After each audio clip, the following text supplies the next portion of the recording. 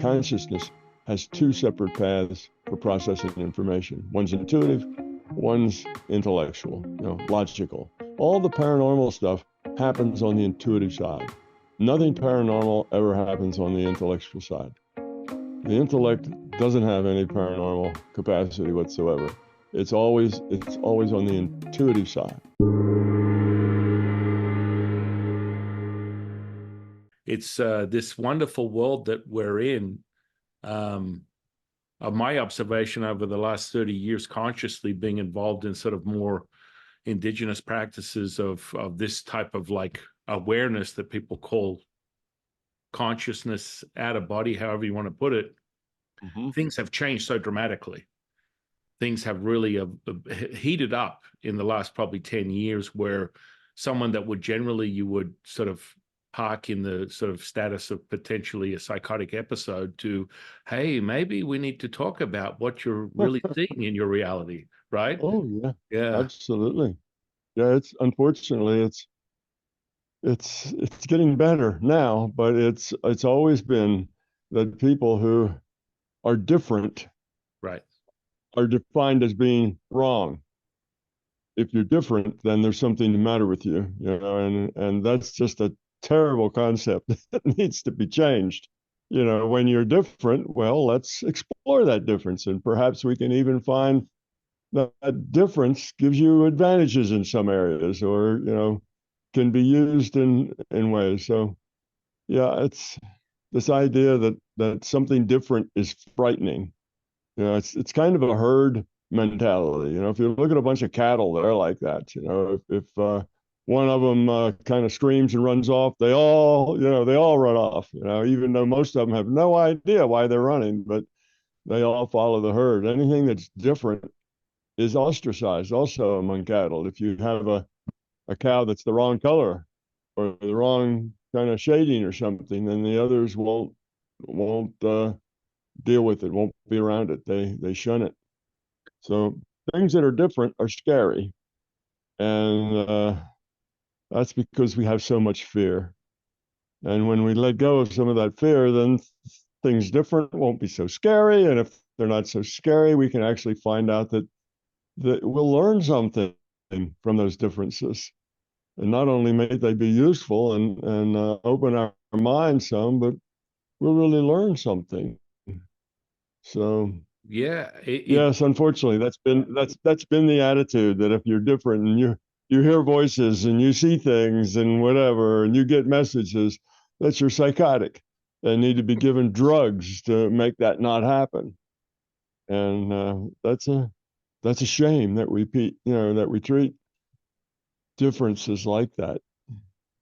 well, I I just mean, it's the find, same for all sorts of differences. well, I really find it amazing for you, because you've really sort of come through decades of, well before. I mean, back in the day when you were really exploring this thing, to where you are today, I mean, you've probably got in excess of, 50, 60 years of experience in this very space. So understanding the evolution of where we are today, and how, it's kind of like almost like when people speak of feminism that sort of percolated in the 70s and generated into what some people consider a psyop today, or maybe it's a liberation of another opportunity for women to express themselves as individuals, but it was more a deeper rooted sort of like dismissal that you want to be, appreciated as an individual. And so, you watching you expand your consciousness, where most people would talk about this stuff in secrecy. And I mean, I always tell people this. It's like today you could literally open up Yelp, not the yellow pages anymore, but Yelp, and find that there are 500 healers, psychics, mediums, channelers, and all this kind of stuff. And quite frankly, maybe 10 years ago, they would be most of them charlatans, but there are quite a few people that are getting in tune with this sort of consciousness that we're speaking of. And there's a validation of information. And so, for me, I always look at it, and I really appreciate how you perceive your journey is be skeptical in the sense of validate it for yourself. And when it's validated as real, however you come to that conclusion, whether it's a hypothesis, a mathematical equation, or something more tangible in your 3D reality, you come to that conclusion. And so many people, they get in this space, and I interview a lot of people on my podcast, and it's so profound, but they can't qualify or quantify what it is that, okay, so you're in tuning to the Akashic records, perhaps. What does that actually mean to you, and how do you translate that into this 3D reality so it's palpable, it's tangible? You can extract information that could be relevant to go, oh, I have an epiphany. I had an insight. I looked into the Akashic records and I gave you some information that you thought was sacred to yourself, that no one else could know about it, and here it is. And this is sort of like what I kind of coin as sensory perception and understanding of something deeper. But then what does that really mean? Because I mean, one of the biggest things, your exploration of out-of-body experience, which I believe for yourself and myself, I get people to understand it's really internal.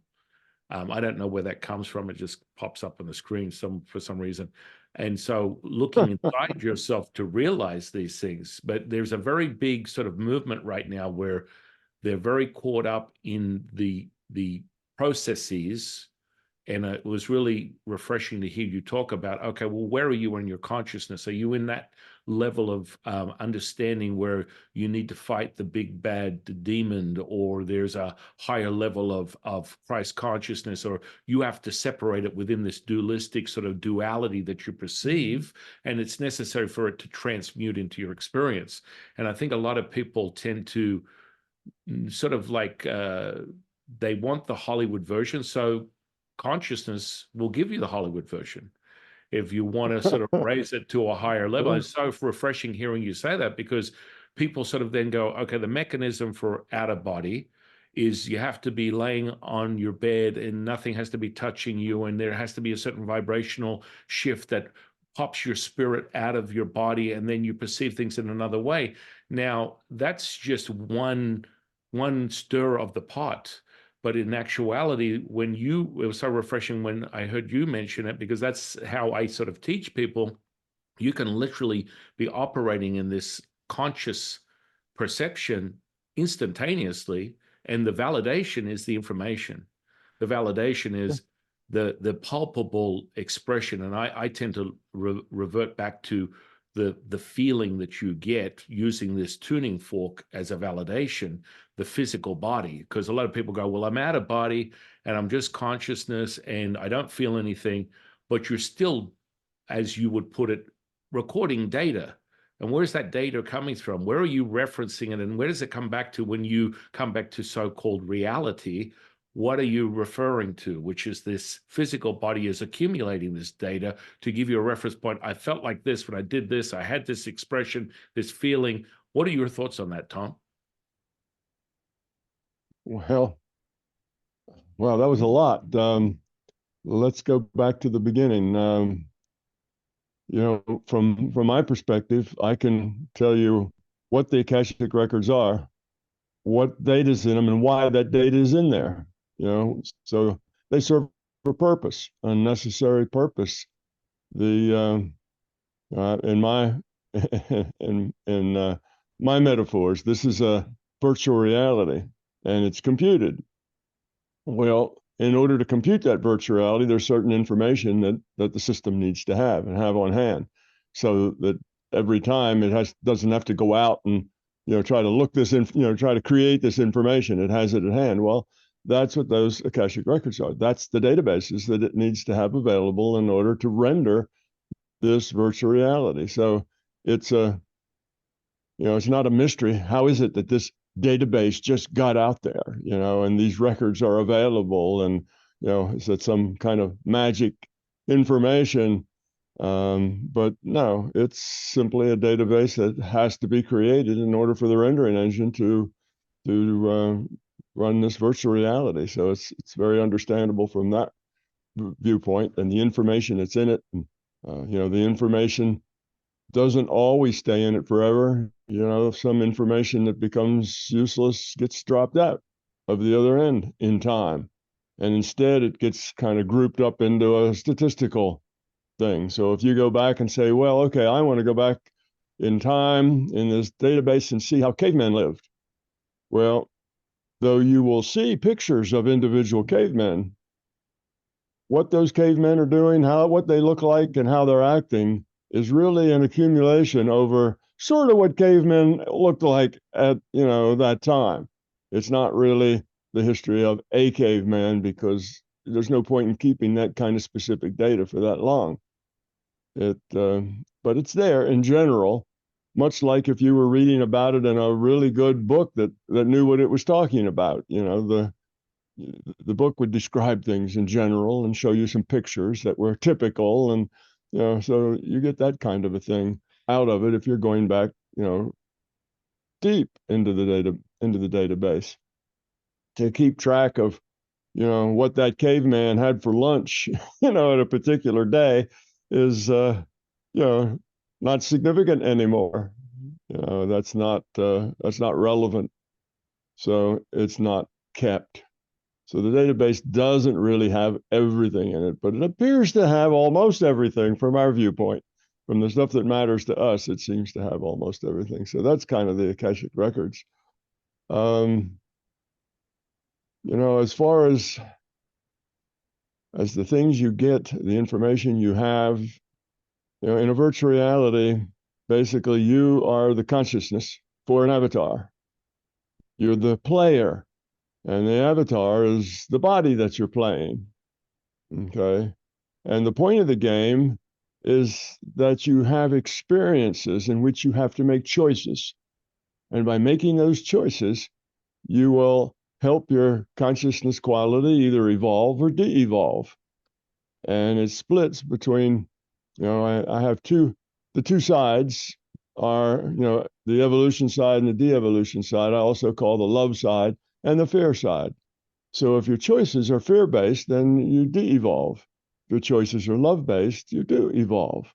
Now, most people have some fear-based choices and some love-based choices. We're a mix of that stuff because we're here making choices, trying to grow up, trying to increase the quality of consciousness.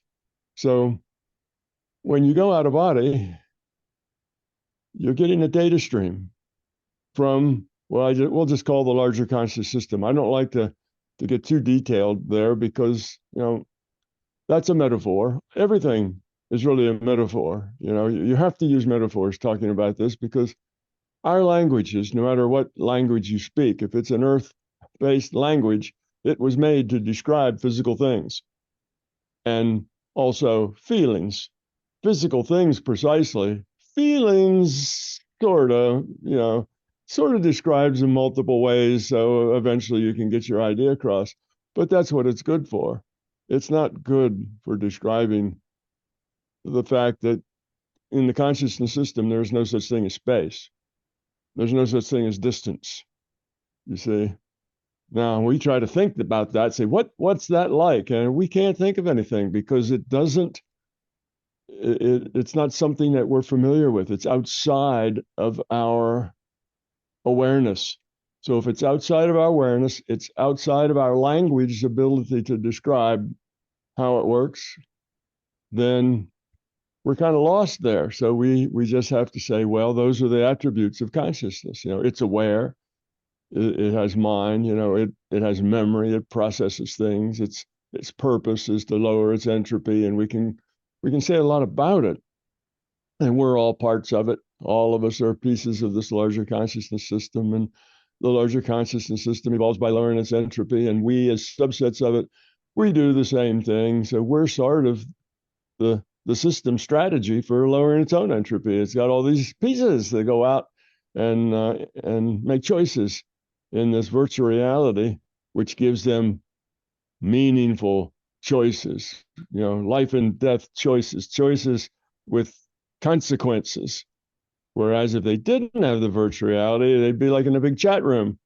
Well, there's still choices, but the choices aren't all that meaningful, and the consequences are almost nothing. You can kind of say whatever you want to say, whenever you want to say it. And it doesn't really make a whole lot of difference, in the bigger picture. So you get that we needed a virtual reality in order to produce the choices that we have that could allow us to grow, meaningful, significant choices with consequences. And that's what we got. So when somebody says they go out of body, I like my metaphor for that is they're on a single player virtual reality game with a larger consciousness system. Okay? That's mostly the way it is. Now there may be other characters in it, but most of the other characters are what's called NPCs, non-player characters, characters that the system puts there for you to interact with because it's part of your lesson. Now all of these data streams you get are there to be helpful to you.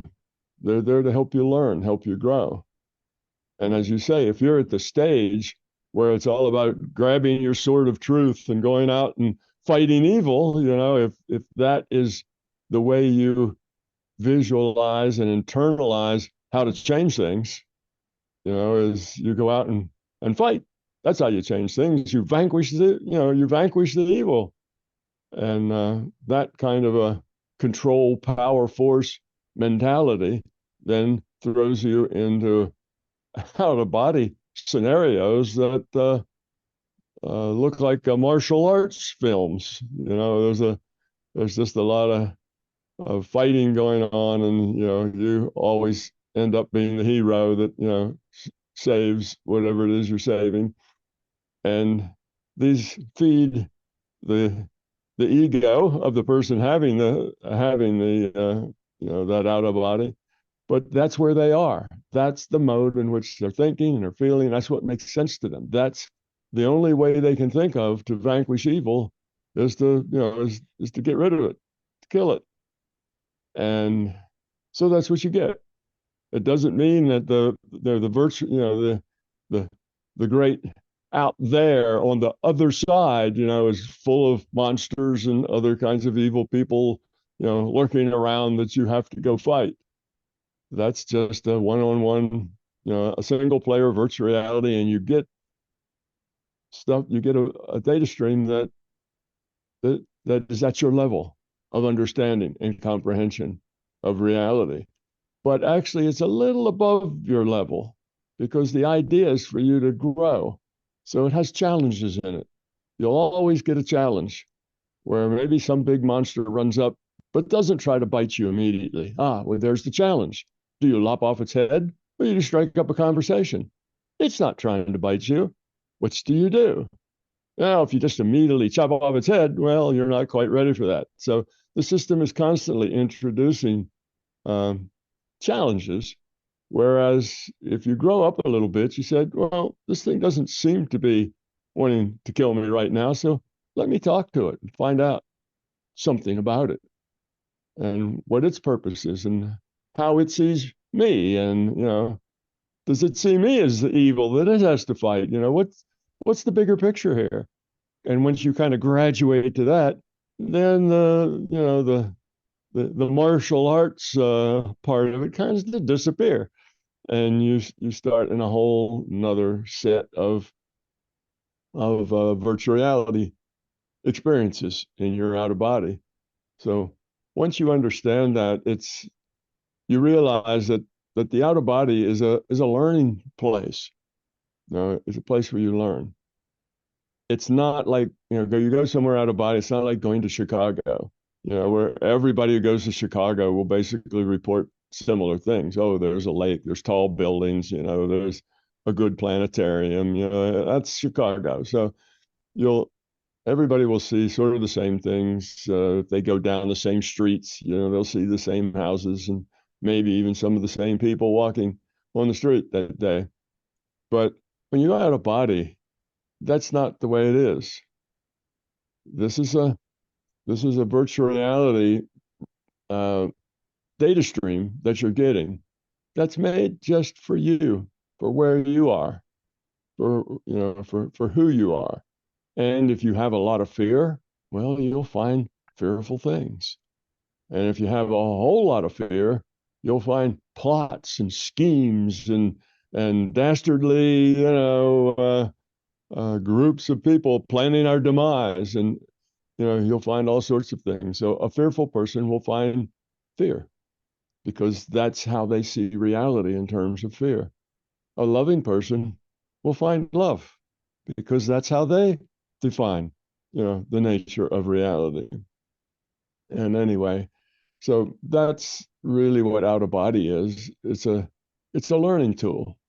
It's a it's a virtual reality that you get into. For the most cases, it's single player, but it doesn't have to be single player. I've been in multiplayer out of bodies. A friend that I learned how to do all this with many, many years ago in the 70s, he and I would go out of body together occasionally. And that was a two-player game, if you like. But you don't get that so often. That was more of something that allowed us to learn about the mechanism and out of body. We both, it was an important learning point for us to get that, but mostly it's not multiplayer. Now, this game we call the physical universe, that's the multiplayer game. And there's what, 8 billion of us, or maybe almost 9 billion of us now, walking around interacting with each other. Each of us makes choices, and those choices affect other people.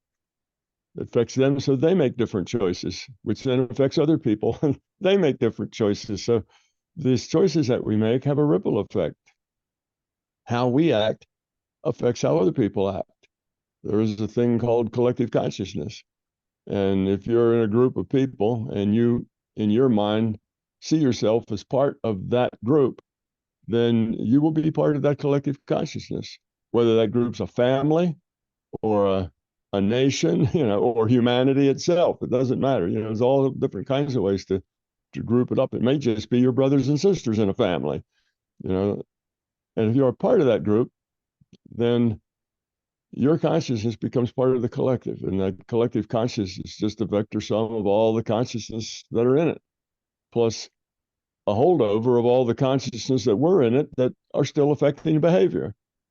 So, and that works both ways. We are really aware of collective consciousness in the two extremes. One, the bottom extreme, the fearful extreme, is a mob. You get a mob of people, and that mob is angry. And that mob will do things that none of those people in that mob would do by themselves. But as a mob, they can get meaner and uglier than any of them really are, because their anger feeds each other. They start, my anger feeds your anger, and your anger feeds my anger. And pretty soon, we're all a lot more angry than we would be if it was just us. So in that case, the collective consciousness is one of violence and anger. So it pulls people down. Everybody there now is worse than they would be. But if you've ever had an occasion to hang out with people who are really a highly evolved consciousness, then it works the opposite way too.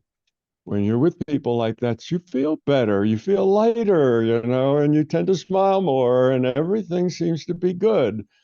And you forget about all the troubles and problems that are in your life for a while, because it's just a happy, nice, pleasant, positive space. And then you go back to your own world, and now, the old realities that aren't so pleasant anymore come back. So the collective consciousness can also pull us up. Well, what that means is, if our job here is to increase the quality of our consciousness, as we do that, we help everybody else increase the quality. All the people around us get pulled up a little bit if we can just pull ourselves up a little bit. So it works like that. And because the only thing you can change is yourself, you can't change somebody else's quality of consciousness. You can't lecture them and tell them, what they need to be, and none of that works. It won't help them. Everybody has to change from the inside. Change can't be imposed from the outside. You must change yourself by choices that you make, by how you choose to see the world, what you think is important and what you think is not. So anyway, because we can only change ourselves, then it's good that changing ourselves turns out to be the optimum thing that we can do.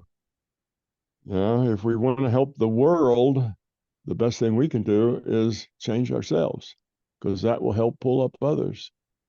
And as they move up, they'll help pull us up. And it just will work like that. So if you want to fix the world, fix yourself first. That's kind of the ultimate contribution that you can provide to fixing the world, is to be part of the solution, not part of the problem.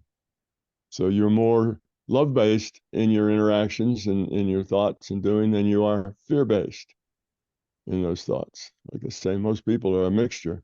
But if you're more love-based and fear-based, then you're part of the solution. If you're more fear-based and love-based, then you're part of the problem. And, a lot of people talk to me and they say, well, how can you maintain feeling good in a culture, in a society that is so obviously rotten? You look out there and you see all the greed, you see all the control that's exerted by everybody who has control. Everybody wants to manipulate everybody else to be the way they want them to be. Even down on a personal level, inside families, that's going on. Plus, it's going on in corporations, it's going on in governments, it's going on, everywhere inside the culture. Everybody and every institution would like to manipulate others to be the way they want them to be. Well, that is a world with an ethic of control, power, and force. That's the ethic that drives that world. And that ethic is created by our belief in physicalism or materialism, because the material world is a world where there's you and then there's everything outside of you. And everything outside of you is there to be manipulated to be the way you want it. If it's too cold, then you figure out a way to make heat. If it's too hot, you figure out a way to make cold. If it's too wet, you figure out ways to get drier. The way we act within a physical reality is we try to manipulate things, the world, the environment, each other, in order to have things the way we want them. We want to be hot, we want to be cold, we want to be dry, we want to be, fulfilled, we want to, all the things that we want. Well, how do you get it? Well, if you just sit around and wait for it to come to you, that won't do anything. You got to go out and make it happen. You got to work it to get it to come around the way you want. So just because we live, or just because we believe we live in a material reality, just because our culture has taught us to be materialists, it hasn't taught that overtly, but it's just part of that collective consciousness we have. So everybody in our culture has a tendency to think that they're living in a material reality, because you just get that out of the culture. And when you do, then the ethic of control, power, force is what you end up with. That's the natural ethic for that kind of a reality frame. So you see, we have that deeply embedded. And it's wrong to say, well, if we could just get rid of that mean dictator, and if we could just get rid of that nasty CEO that wants to rip everybody off, and if we could just get rid of this politician that lies all the time, if we could just get rid of those bad players, everything would be a lot better. But it wouldn't stay better for very long. It would go right back to the way it was, because the world, the way you see it, is a very accurate reflection of the quality of consciousness in humanity. That world is a reflection of us. We're like that. And if you got rid of those bad actors, some other bad actor eventually would be in that same place if we don't change. So all of those evil people that we want to go out and slash with our sword of truth, all of them are symptoms of a problem. They're not really the problem. They're just symptoms of a problem. The problem is the low quality of consciousness in humanity. That's the problem. And until you solve the problem, those symptoms Oh, they may change, they may morph around, and one symptom may seem to go away while some other one pops up, but you basically aren't gaining much ground until we, the people, grow up some. And we have. We've grown up. If you look back 500 years ago, you'd find that life was really cheap. For somebody who was at the top of the control power force, paradigm, they could just run over and take the life of somebody who was at the bottom of that paradigm, and nobody would think a thing about it. That was just the way it was. There was very little sense of, human rights didn't exist. The rights of power were the only rights that existed. And that's only 500 years ago. So yeah, okay, in the last 500 years, we've made a lot of progress. It's not like that so much now. There's a lot of people that don't live in that kind of an environment anymore. Oh, sure, there's remnants of it all over the place, but it doesn't dominate everybody's life like it used to. So we're growing up. And the better news is that growth accelerates. The more you grow up, the easier it is to grow up more. So it tends to accelerate. And I believe that we are right now on that kind of the cusp of that curve. I'll try to draw it with my finger here. So it starts out slow. This is us 200,000 years ago. Homo sapiens first walks around, and our growth going up is just the littlest bit, and then it goes up fast. And we're right in that little knee where it's beginning to change more quickly. 500 years, we've changed more than we did for the whole, 190, 9,000 years before that. So it's accelerating, and we're at a very propitious time, a time when, for the first time in the history of the human race, we actually have the ability to take a big step toward love, a big step toward consciousness quality. I don't think we ever really could take the big step before. We didn't. We were too scattered. We'd have little bubbles of enlightenment, like the Buddha. He pops up and he says, well, he doesn't say this is a virtual reality, but he says the next best thing. He says, this reality is an illusion. Well, that's just another way of saying the same thing I say. We just use different metaphors. That's all. So in any case, that we've had those little bubbles of enlightenment in every land, you know, every century, every decade. There've been people who understood the nature of reality, because all you have to do is spend a little time inside your own head, have some awareness, have a rational mind that isn't caught up entirely in fear, and all these things become obvious that that's the way the world works and what we are, and that love is the path that gives back in plenty, and fear is the path that takes away and gives back just pain. So those kinds of things aren't that hard to figure out, and they have been figured out, but we've been all splintered all over the planet, a little bubble of enlightenment here and one over there and one someplace else. And yes, they get people that will rally around the Buddha and so on, but it always stays in the margins. It never goes mainstream. It doesn't dominate the culture. That's what mainstream is. When things go mainstream, the effect is large.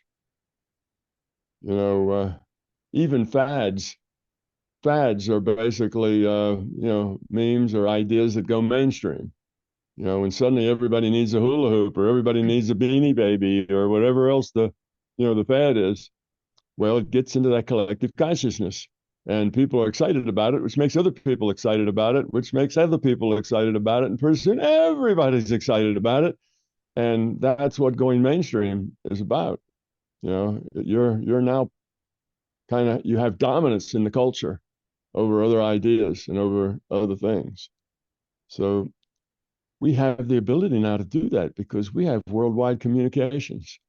We see what's going on up close and personal, no matter where it is on the globe. Even if it's in the middle of a snowstorm in the South Pole, there's cameras there, there's people there. You can you can find out what it's like to be there. So we're connected. And you what go 50 years ago, we would hear, oh, there was a big earthquake over in Sumatra, and 100,000 people were killed from the tidal wave that occurred afterwards.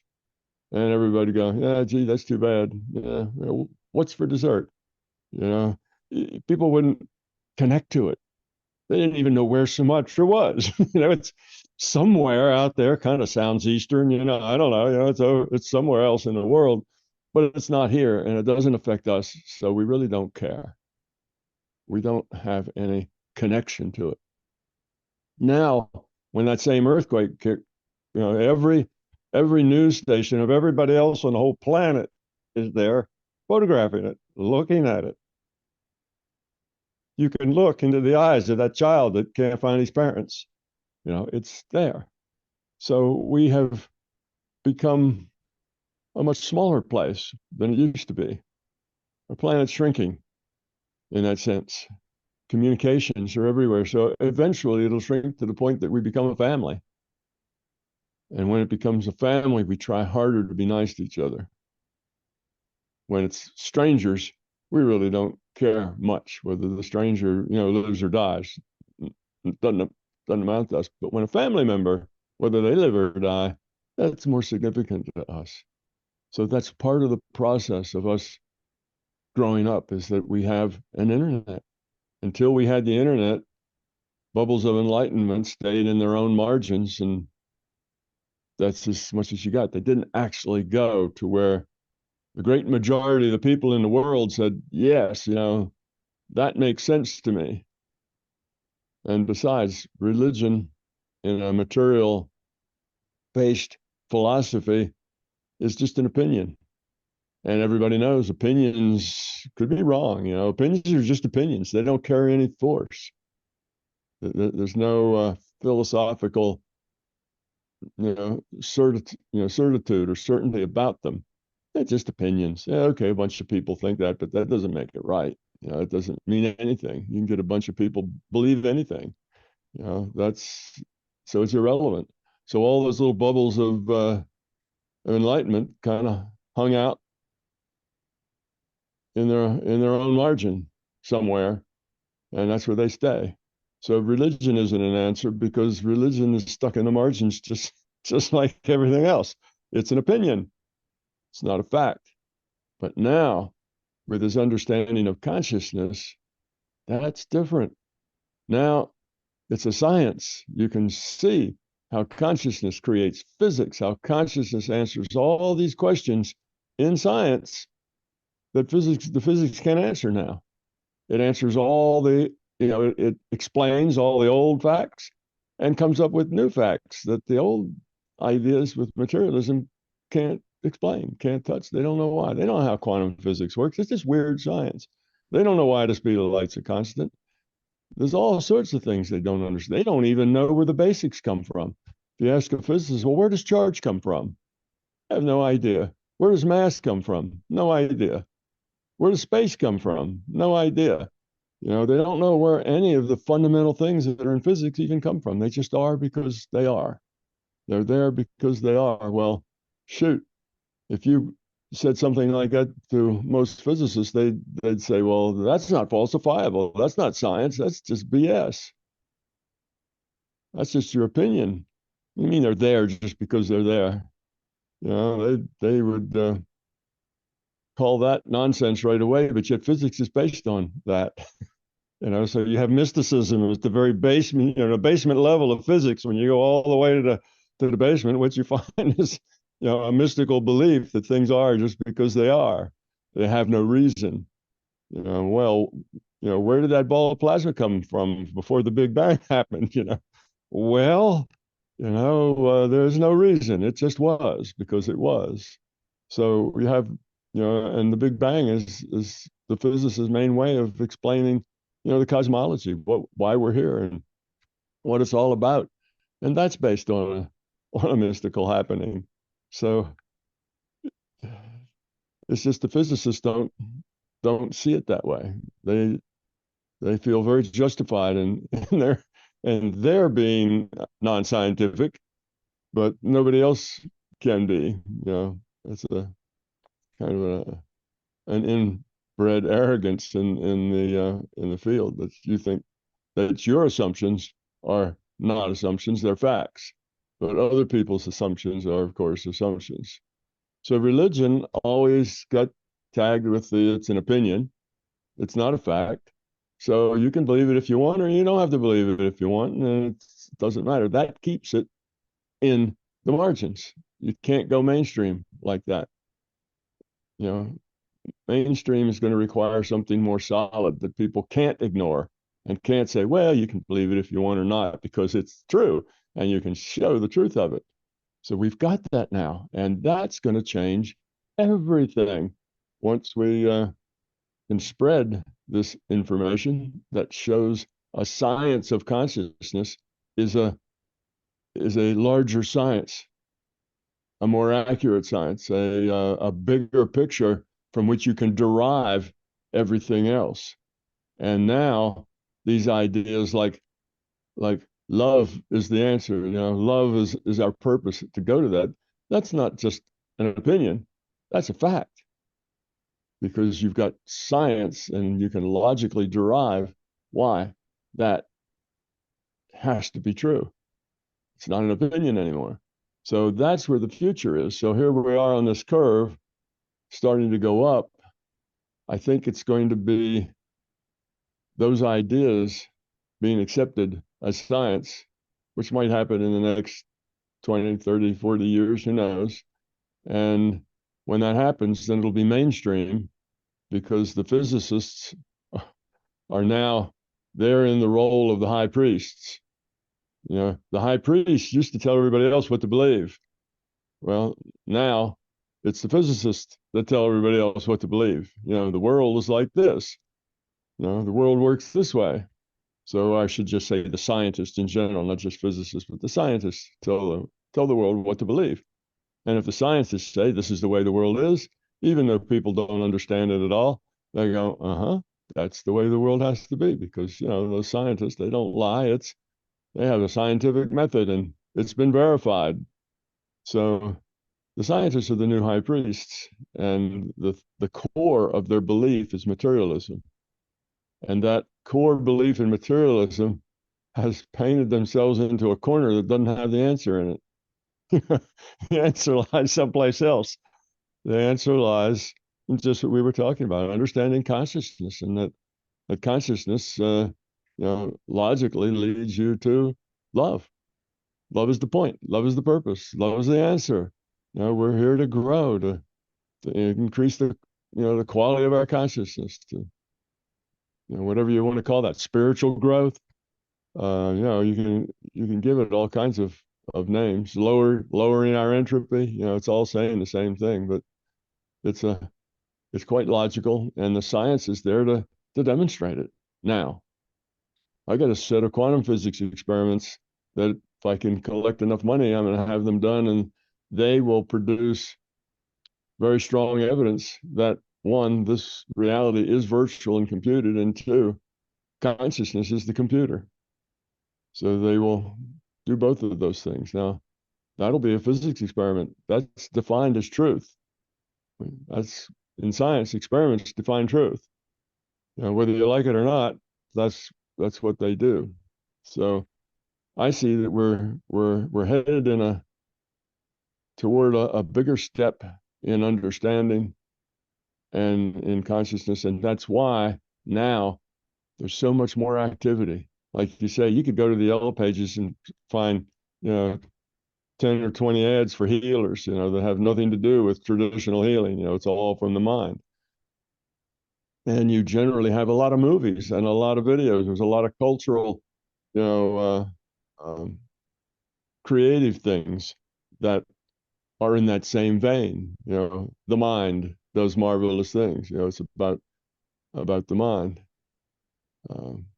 Well, that's really all about consciousness and the things that consciousness can do, and that those things tend to have non-physical components to them. And so the whole culture is kind of being, what do they say in show business, softened up. The audience is being, when you have a couple of the big name performers, they send out a couple of lesser performers to warm up the audience ahead of time, get the audience kind of psyched and ready to party and so on. And then when the big names come out, well, everybody's screaming and jumping up and down, and it's easy to get that going because the other people have warmed up the audience.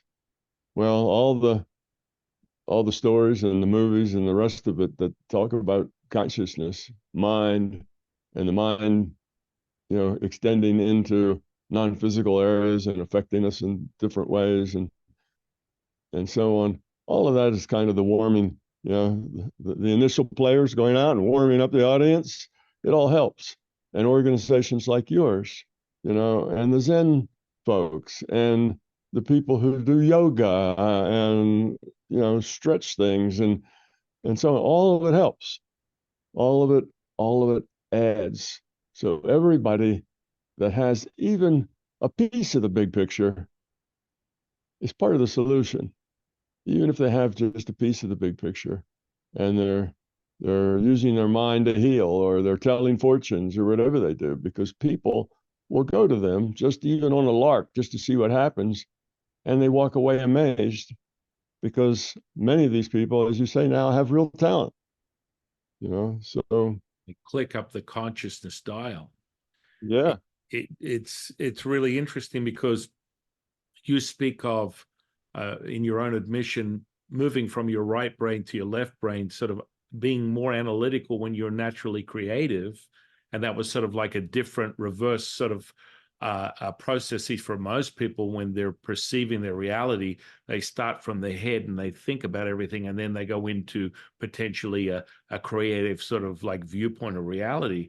And so, you touch on so many incredible things you just spoke on.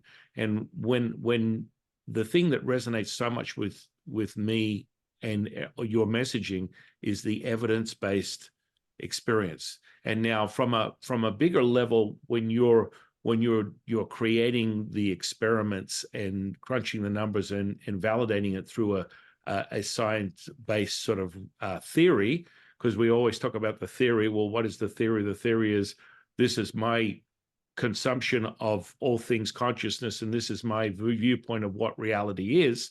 And your ability to translate that into data is so powerful for people to understand that.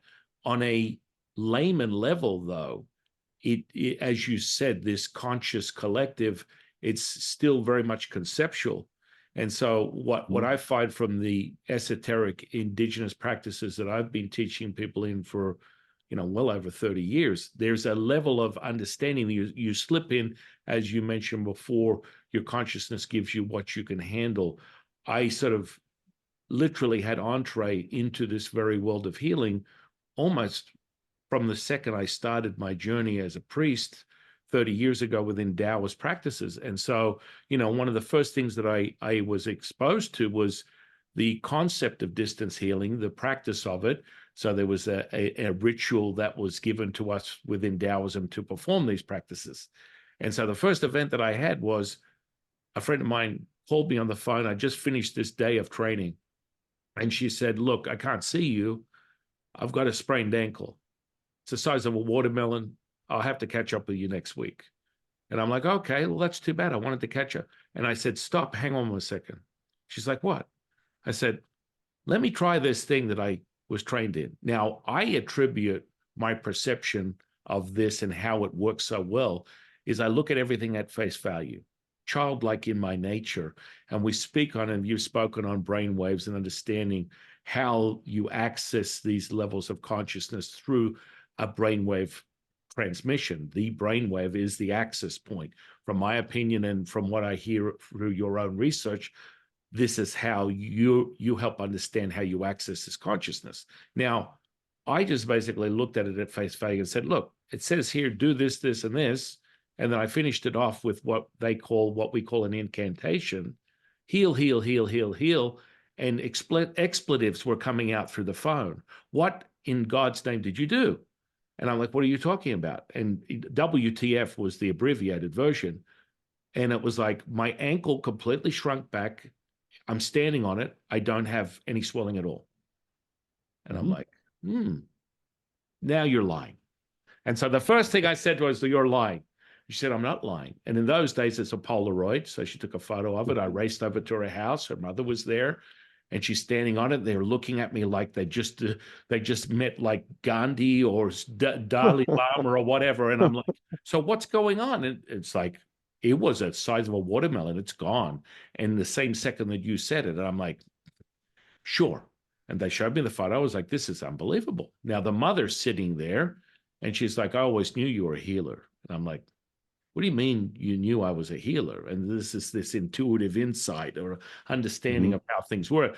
For me, at face value, this is what you're supposed to do. My expression of that before I entered into this sort of space of understanding, I had no concept of religion, belief system, or anything of that nature. It was just, I'm being drawn to this viewpoint of reality, and it's a new page in my reality. I turn it over, and here it is.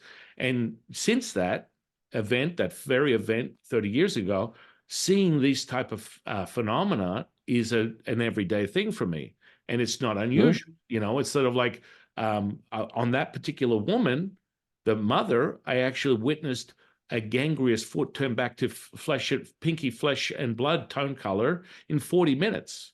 And that was my view. That was my entree. That was like the second day. And I'm like, this is unreal. Now, I was also attuning to other levels of consciousness, being trained in channeling and things of that nature. So I was getting messaging from, as you would put it, a data source per se, but it was being affected in this 3D reality. This was the thing that it blew my mind. This is the thing that lured me in and had me so excited. It was like, this cannot be real. And it would continue to happen. And it to this day, it happens all the time. It's like you will alter the flesh. And what I tell people is you will see the flesh alter, wiggle before your very eyes. So there's a transmutation that takes place. And I'm like keeping my eyes up, and you're watching it alter and wiggle and alter and wiggle and alter and wiggle until it finally goes back to the default. And for me, that's just unreal.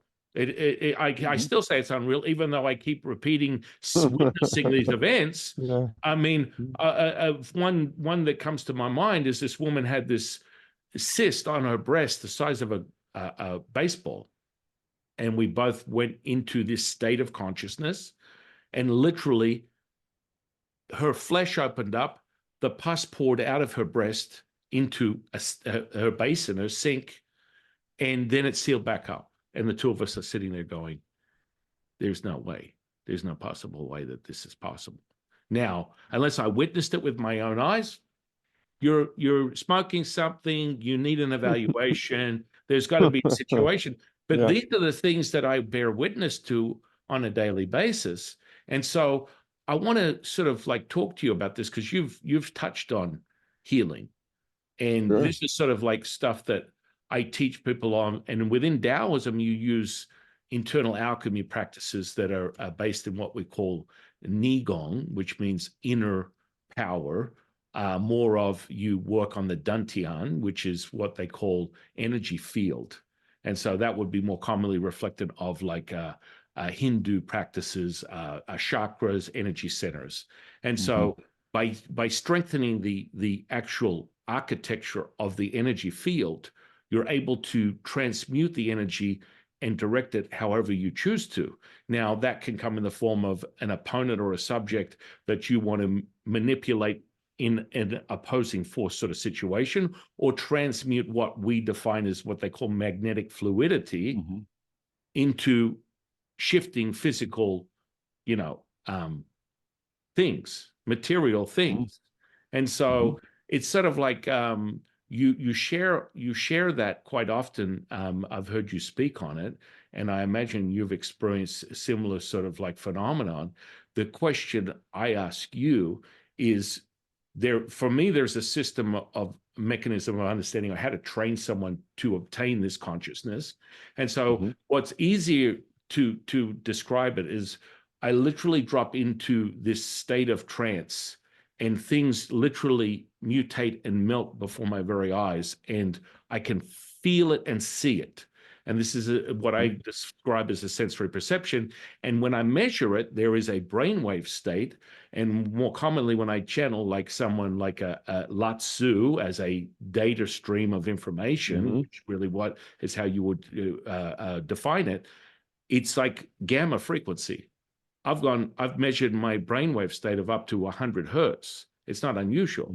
So the question I ask you is, please help us from the layman perspective. Give us more of an insight. I mean, I can speak on it from the esoteric and even from a psychological, energetic perspective, but I would love to hear from someone that has a greater insight more within the space of science, how these things, these phenomena are possible, and they're repeatable. They're not like random things. Like I'm talking about a repeatable circumstance. Sure. Okay. Yeah, that's easy to do. Of course, just as you say, these things exist. I've done the same things many of times. You talk about, yeah, you do it so much and you see so much of it that, you know, somebody who is within hours of dying and the priest has already given their last rites gets up and goes home that afternoon, you know. Yeah, Tom, I got to stop you for 1 second. That's the kind of stuff that people come to me with. And I just did it last week with a woman that literally was on death's door, in a coma. They're saying the vitals are failing. She's going to die. The daughter comes to me and says, my mother's going to die. The next day, she wakes up out of a coma and is going, the doctors are like, the vitals have been stabilized. They're regulated. What's going on here? And so this is the part that blows my, I love the fact that I can share this with someone that has experienced the very same thing. Oh, sure. I've done that, you know, multiple times. So that's like you said, it doesn't even, you know, it's not even something that you particularly even remember well. You know, I mean, it's just like another day, you know, in reality. It just becomes part of your life and the way things are. But I can explain to you how it works. There's a simple mechanism within consciousness. And let me just, I guess I'll go to the answer first and I'll back up and try to explain it. The answer is that this reality, this virtual reality, is not a bottoms up reality, like you take little particles that make bigger particles that make bigger particles, and it finally gets up to us. It's a probability and statistics run out reality. It doesn't go from the bottom up. Okay, now it has a rule set. All virtual realities have rule sets that say what the player, you know, what the characters can do. You know, I cannot flap my arms and fly because I'm just, the rule set says I can't do that. I'm not strong enough. My hands don't cup enough air. I can't move my arms fast enough. You know, there's just all kinds of reasons why I can't flap my arms and fly. So there's a rule set. We call that science. You know, it's physics, it's chemistry, it's biology. What's what scientists do? They dig out the rules in the rule set. So there's a rule set that defines every virtual reality. Now that rule set is mostly deterministic. It's math for the most part. It's rules. It's equations. This is how things work, right? F equals ma. You know, it's that kind of thing. Okay, those are the rule sets. Gravitation. You know, it's one of the, you know, that's in the rule set. So you have this rule set that defines the reality, but this rule set computes probability distributions. Okay, here are the rules. Because it's too difficult to do a physics model, a ground up model at this level of where we are. You know, I mean, everything is simple. I mean, if you just had a scratch on your nose, how many elementary particles does that entail? You know, I mean, how big would the calculation be? You know, well, billions and billions and billions, and they're moving and they're doing this and they're interactive. And, you know, it'd take a supercomputer, you know, a month just to calculate, you know, 10 seconds of a scratch on your nose. You know, it's just too complicated with too much stuff going on. So that isn't reasonable. What's reasonable is that the rules can generate statistics that describe at a higher level what's going on. Now, a scratch on your nose, oh, that's where the skin's broken.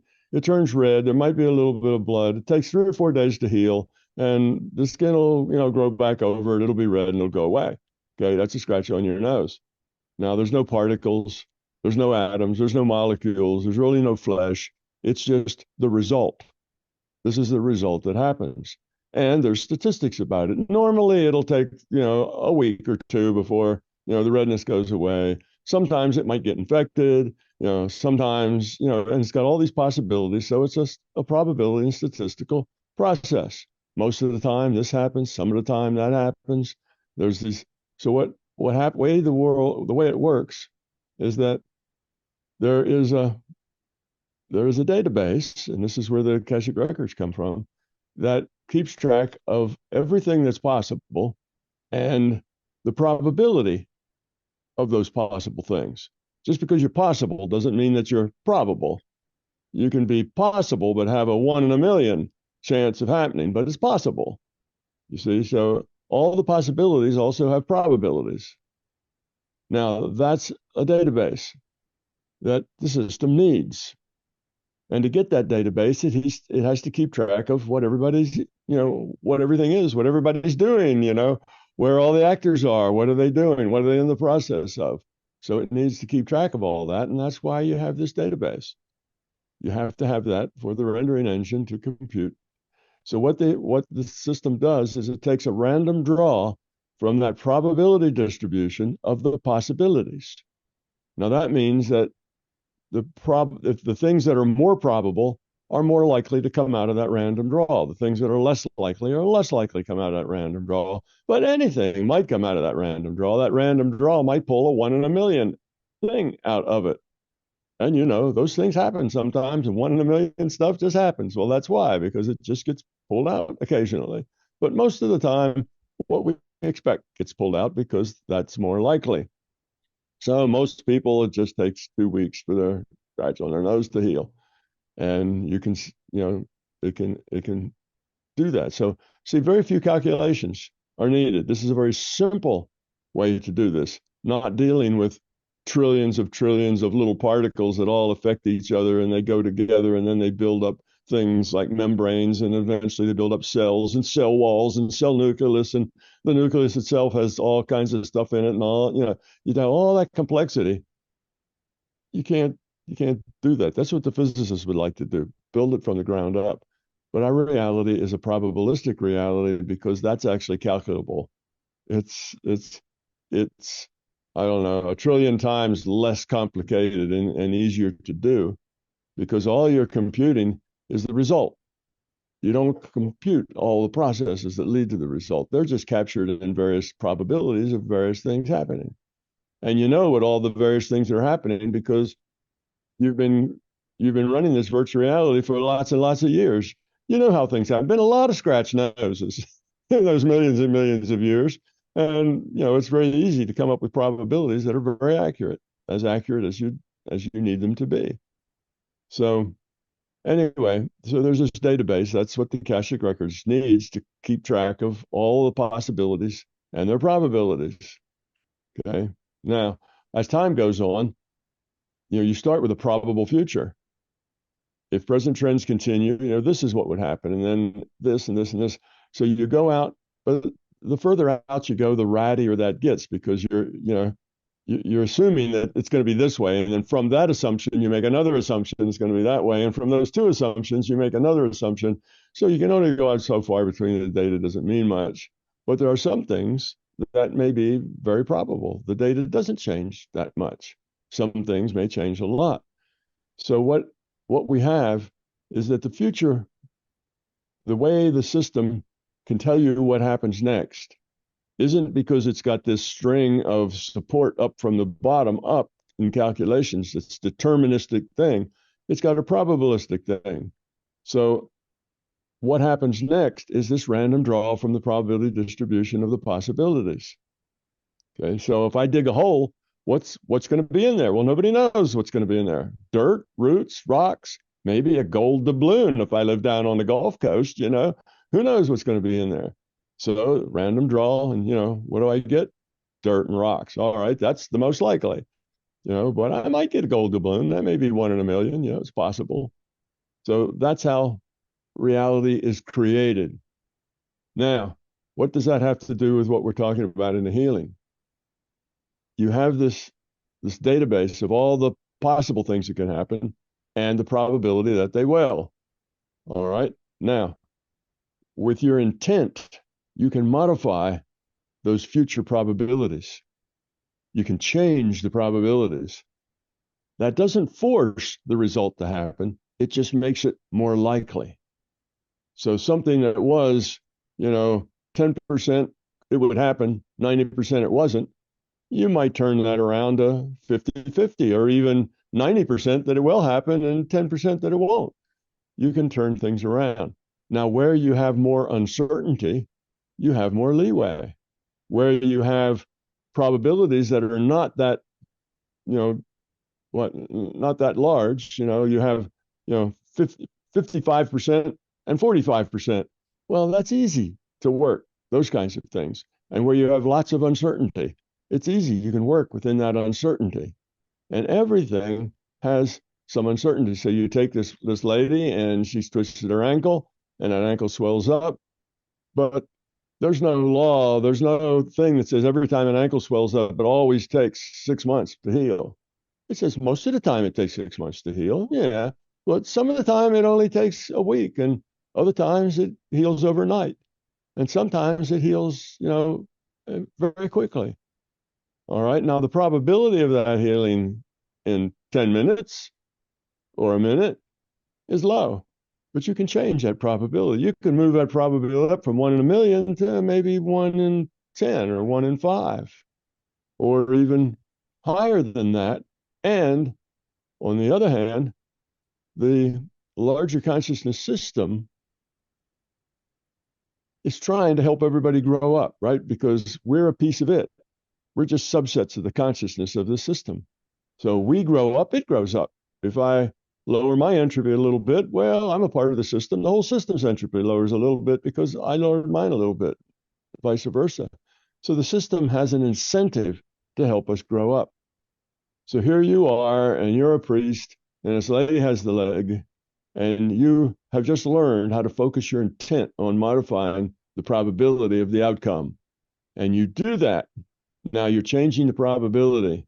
And the larger conscious system says, I'll help out here a little bit, because if this works really well, the healer will gain confidence.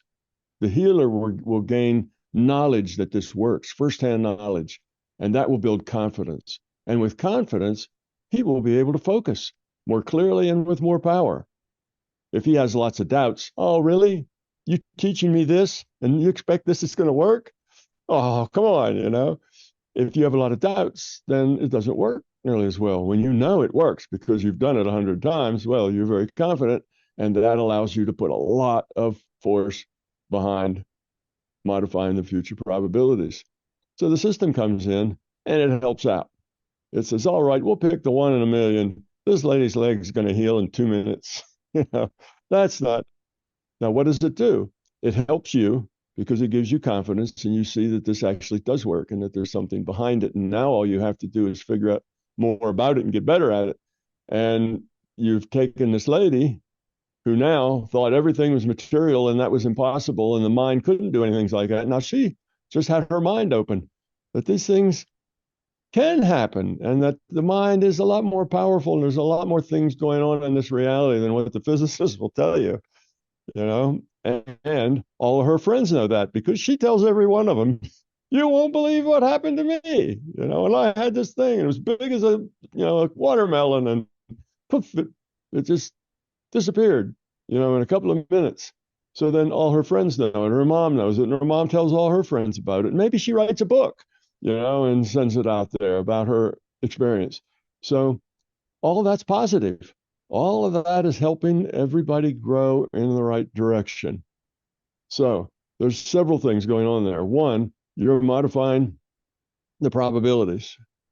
Also, you are a person of interest to the system because you are involved in becoming love. You're involved in understanding the mind and the spirit and how all that works. And you're serious about it. And now you're learning to heal. And the system says, all right, let's help the system. So some of it is you just being aided by the larger conscious system because you're learning, you're growing, and you're helping other people. Okay? And maybe you'll write a book about it. Who knows? And anyhow, that's one thing. The other thing is you are changing the probabilities. We can do that. And that's true of everything. Well, it rained tomorrow. Well, what's the probabilities? If it's maybe, then it's easy to make it rain. If it's, only one chance, in 1,000 that it's going to rain, it's going to be hot, it's going to be dry, there isn't any rain for, 1,000 miles around. Now it's going to take a lot more effort to change those probabilities. So your intent and the amount of effort you put in will determine how much you can change it. So if there's something that's 1,000,000 to 1 and you are powerful and you change it all the way to 1,000 to 1, well, good for you, but it still probably isn't going to happen because it's still 1,000 to 1. That doesn't mean you weren't very effective in moving probabilities. It just meant that it was too far that they had to go, and the system wasn't that interested in really helping you make it rain the next day. That wasn't such a big deal that was going to help a lot of people grow up. And so that's the way it works. So this is a general rule. You can modify probability with your intent, depending on a few variables. One, you have to be able to discipline your mind to the point that your mind does not have scattered thoughts flying around it all the time, right? And most people, the way they do that is through meditation. You learn to empty your mind, and your mind can be focused on one thing and one thing only, and you can keep that state for as long as you need to. Okay, so disciplining the mind so your mind isn't zipping and zooming all over the place. That makes your intent stronger. The next thing is you have to focus on what you're doing. You have to focus it down to just what you're trying to accomplish, and everything else disappears.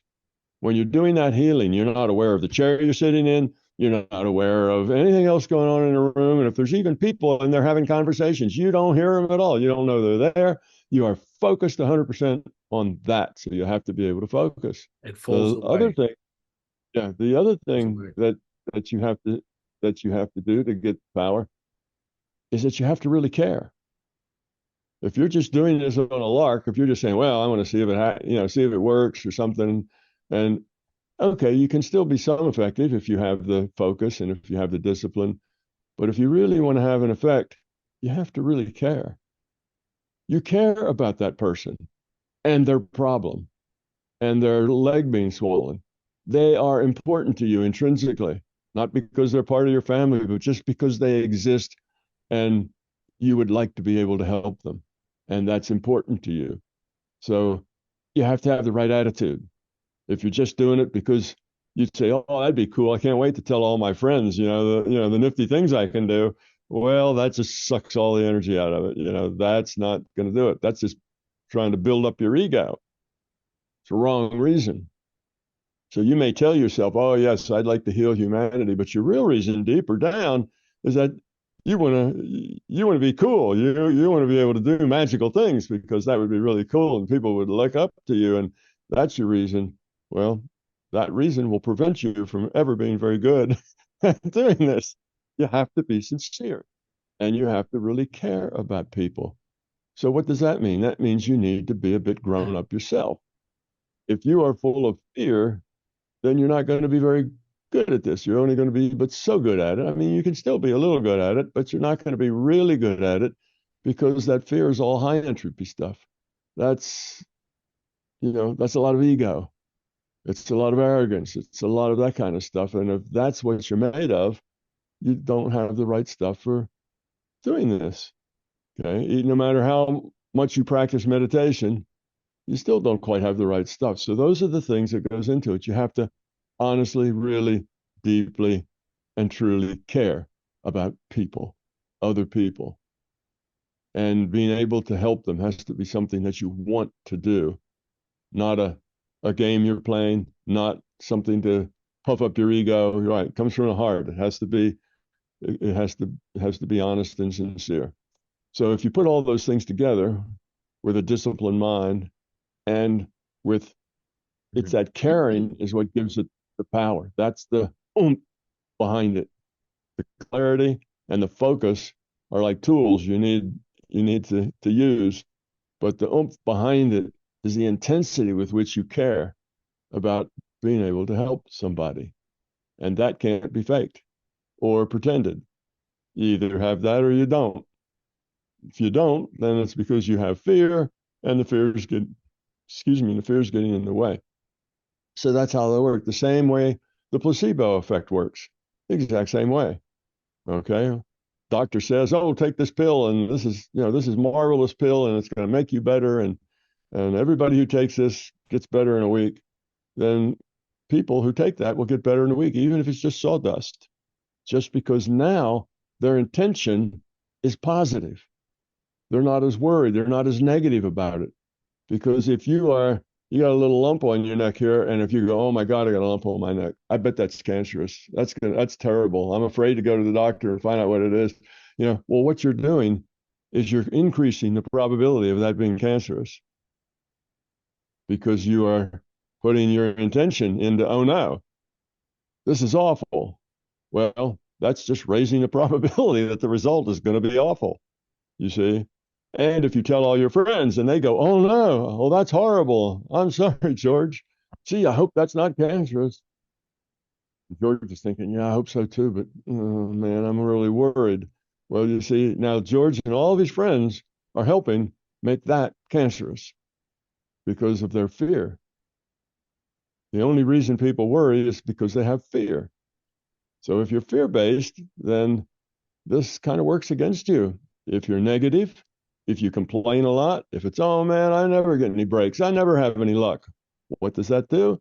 It makes all kinds of crappy things happen to you because that's what you're setting up to happen. The things that are negative then are things that happen to you because you have that attitude. So this happens, a long time ago. Norman Vincent Peale, The Power of Positive Thinking. That's back in the 50s. And everybody ridiculed him as a ridiculous idea that what you thought in your mind could actually affect what happens in your body. But of course, he was right. And they ridiculed him and basically kind of drove him out of business because of that. But he was absolutely right. That's how it works. So that's how healing works. And the more confidence you have, in other words, the first time you do this, it typically works some, and then it works some more. And over time, you build yourself up to build confidence. But I would say because it worked so dramatically the first time you tried it, that was the LCS, helping you build that confidence more quickly, giving you a boost and saying, "This is a situation where everybody wins. You win because it helps you now focus on this more intently, take it all very seriously. The person that gets healed win, and all the people they talk about to it, who opens their mind just a crack to the world being a little different than just the physical deterministic world the scientists tell you it is. It helps crack open minds. It's the same with the near-death experiences. Those experiences they have are given to them with the idea that they will come back and tell everybody they know about it, because that helps open the crack. And we are right now at a time where we have an opportunity to take a bigger step. So all of these things that are just opening little cracks in people's minds, the fact that, the movies are showing mind having a big effect, all of these things just helping opening that crack a little bit so that it's going to be more possible to get into the mainstream. Instead of everybody hollering, "Bullshit, that couldn't possibly work," they'll think, "Well, maybe." There's a lot of strange things happening in the world these days. So the system tries to plant seeds where it can, help where it sees that this help is not just a one-off. If it's just going to be a one-off, then it doesn't bother for the most time. It can't go around just fixing things. That kind of interfering with our free will. But where it can help you who are on a path to becoming a healer, and it can help you do that and be effective at it, well, now that's worth the effort to spend a little of its time to help you grow into that space. So that's what is going on. That's why it works. We modify those probabilities. So you look at the person now, there's a certain probability that they will get worse. and a certain, you say they're hurting, they're in the hospital, they got something wrong with them. There's a probability it could get worse. There's a probability it could get better. What you're doing is putting more, more power, make it as a bigger number, the probability that it'll get better. And that's it. You're just modifying future probability with your intent. And you'll also notice that it does a lot of other things. I just met you and I don't know anything about your life, but I can predict that your life is one of all kinds of synchronicities. Stuff just happens. Everything you really need falls at your feet just as you need it. And you've learned you can depend on that. If you start off in some direction and the people around you say, well, that's impossible, that won't work for just see how things work out.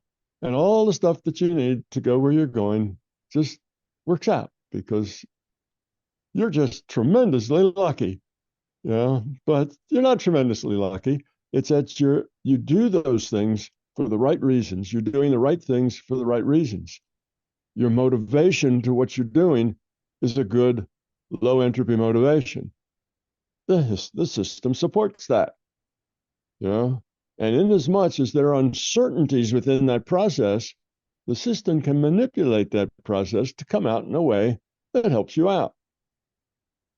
If there is no uncertainty in the process, that system can't do anything because it doesn't just go in and jerk things around. It has to have uncertainty to work with. But where there's uncertainty, yes, you can change things. Well, the one place that there's always uncertainty is in biology and healing. People with stage 4 cancer that spread all through their body and they're going to die in 3 weeks, sometimes get up the next day and walk off with no cancer at all. All right, it's 1 in a million maybe, or 1 in 100,000, but it happens. So there's uncertainty. Well, with healing, it's so complicated and we know so little about it that it is kind of magical, even for the doctors. Some people heal, some people don't. Some people get better quickly, some people don't. Some people thrive, some people don't. And they don't really know the differences and why all that happens. They just do the things they do and hope for the best.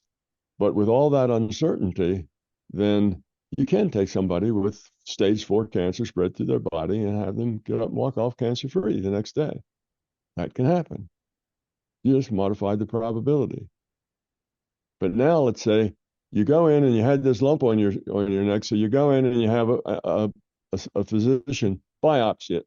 And he does the biopsy and he says, oh, bad news, this is cancerous. Now the probability that this cancer, that it's cancer just went up almost to 1. They just looked at it. They took a sample of it. Now it could be that they got the wrong sample or the person that did the sample made a mistake. There's still a little bit of uncertainty in it, but the uncertainty is getting smaller. So you take it to the next doc and he does a biopsy. He says the same thing. So say you take it to 4 or 5 docs and every one of them biopsies it and they all say the same thing. Now, what's your probability of fixing that? Pretty low, because the probability that that's going to turn out to be cancer and be harmful and maybe kill you is now 10,000 to 1, where when it was just a lump, it was maybe closer to 50-50. So I'm not saying avoid doctors. Doctors are fine. They do a lot of good work. I'm saying the time to heal is 1, be positive. Don't be negative. Be positive.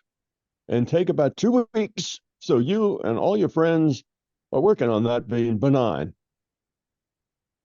After you do that for 2 weeks, it's probably not going to get any better if you did it for 3 weeks as it did after 2 weeks. You've done about everything you're going to do. Then go get your first biopsy. Now you've already modified the probabilities in your favor for the first biopsy. I mean, just an observation of what you're saying is like this probability access. We talked briefly about the woman that was in the coma and she came out of the coma, and I've had many situations where I've had people that you would determine as hold your space. For one that comes to mind specifically is This one guy was in a coma, complications of a certain disease, and his family were on the other side of the world. And so one of his siblings came to me and said, "Can you help?" And I said, "Of course." Now, this is where I want to get your understanding of this. So I believe you would call this a way that the system communicates data to give me a realization. Now, I spoke with him in the unconscious space of reality. And I said, "Hey, listen, can you help me out here? Your parents aren't going to get here for 2 weeks." Now, I'm getting the audible transmission of, okay, I can work with you. This is identified as his spirit, his energy, however you want to perceive it. And then, to the amazement of the medical doctors and nurses, his vitals started to regulate for someone who should have literally died. And we, between his sister and myself, I taught her how to transmute the energy through his organs so they would become regulated. The vitals all of a sudden changed, and he was able to maintain that regulated state until the father turned up. Now, when the father turned up and walked through the door and hugged his son, it was like something out of a movie. The vitals just went bang, gone. He left, his spirit left the physical body, and he was gone. Now, I've witnessed this many times. Again, part of the job description to help people transition to a higher state of consciousness. What are your thoughts on that, and how would you describe an understanding of what's taking place?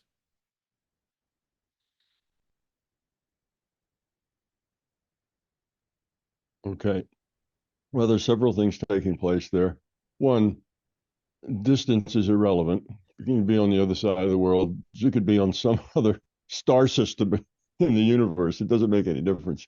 We're talking about consciousness here, and there is no distance in consciousness. So anywhere is the same as being right next to you.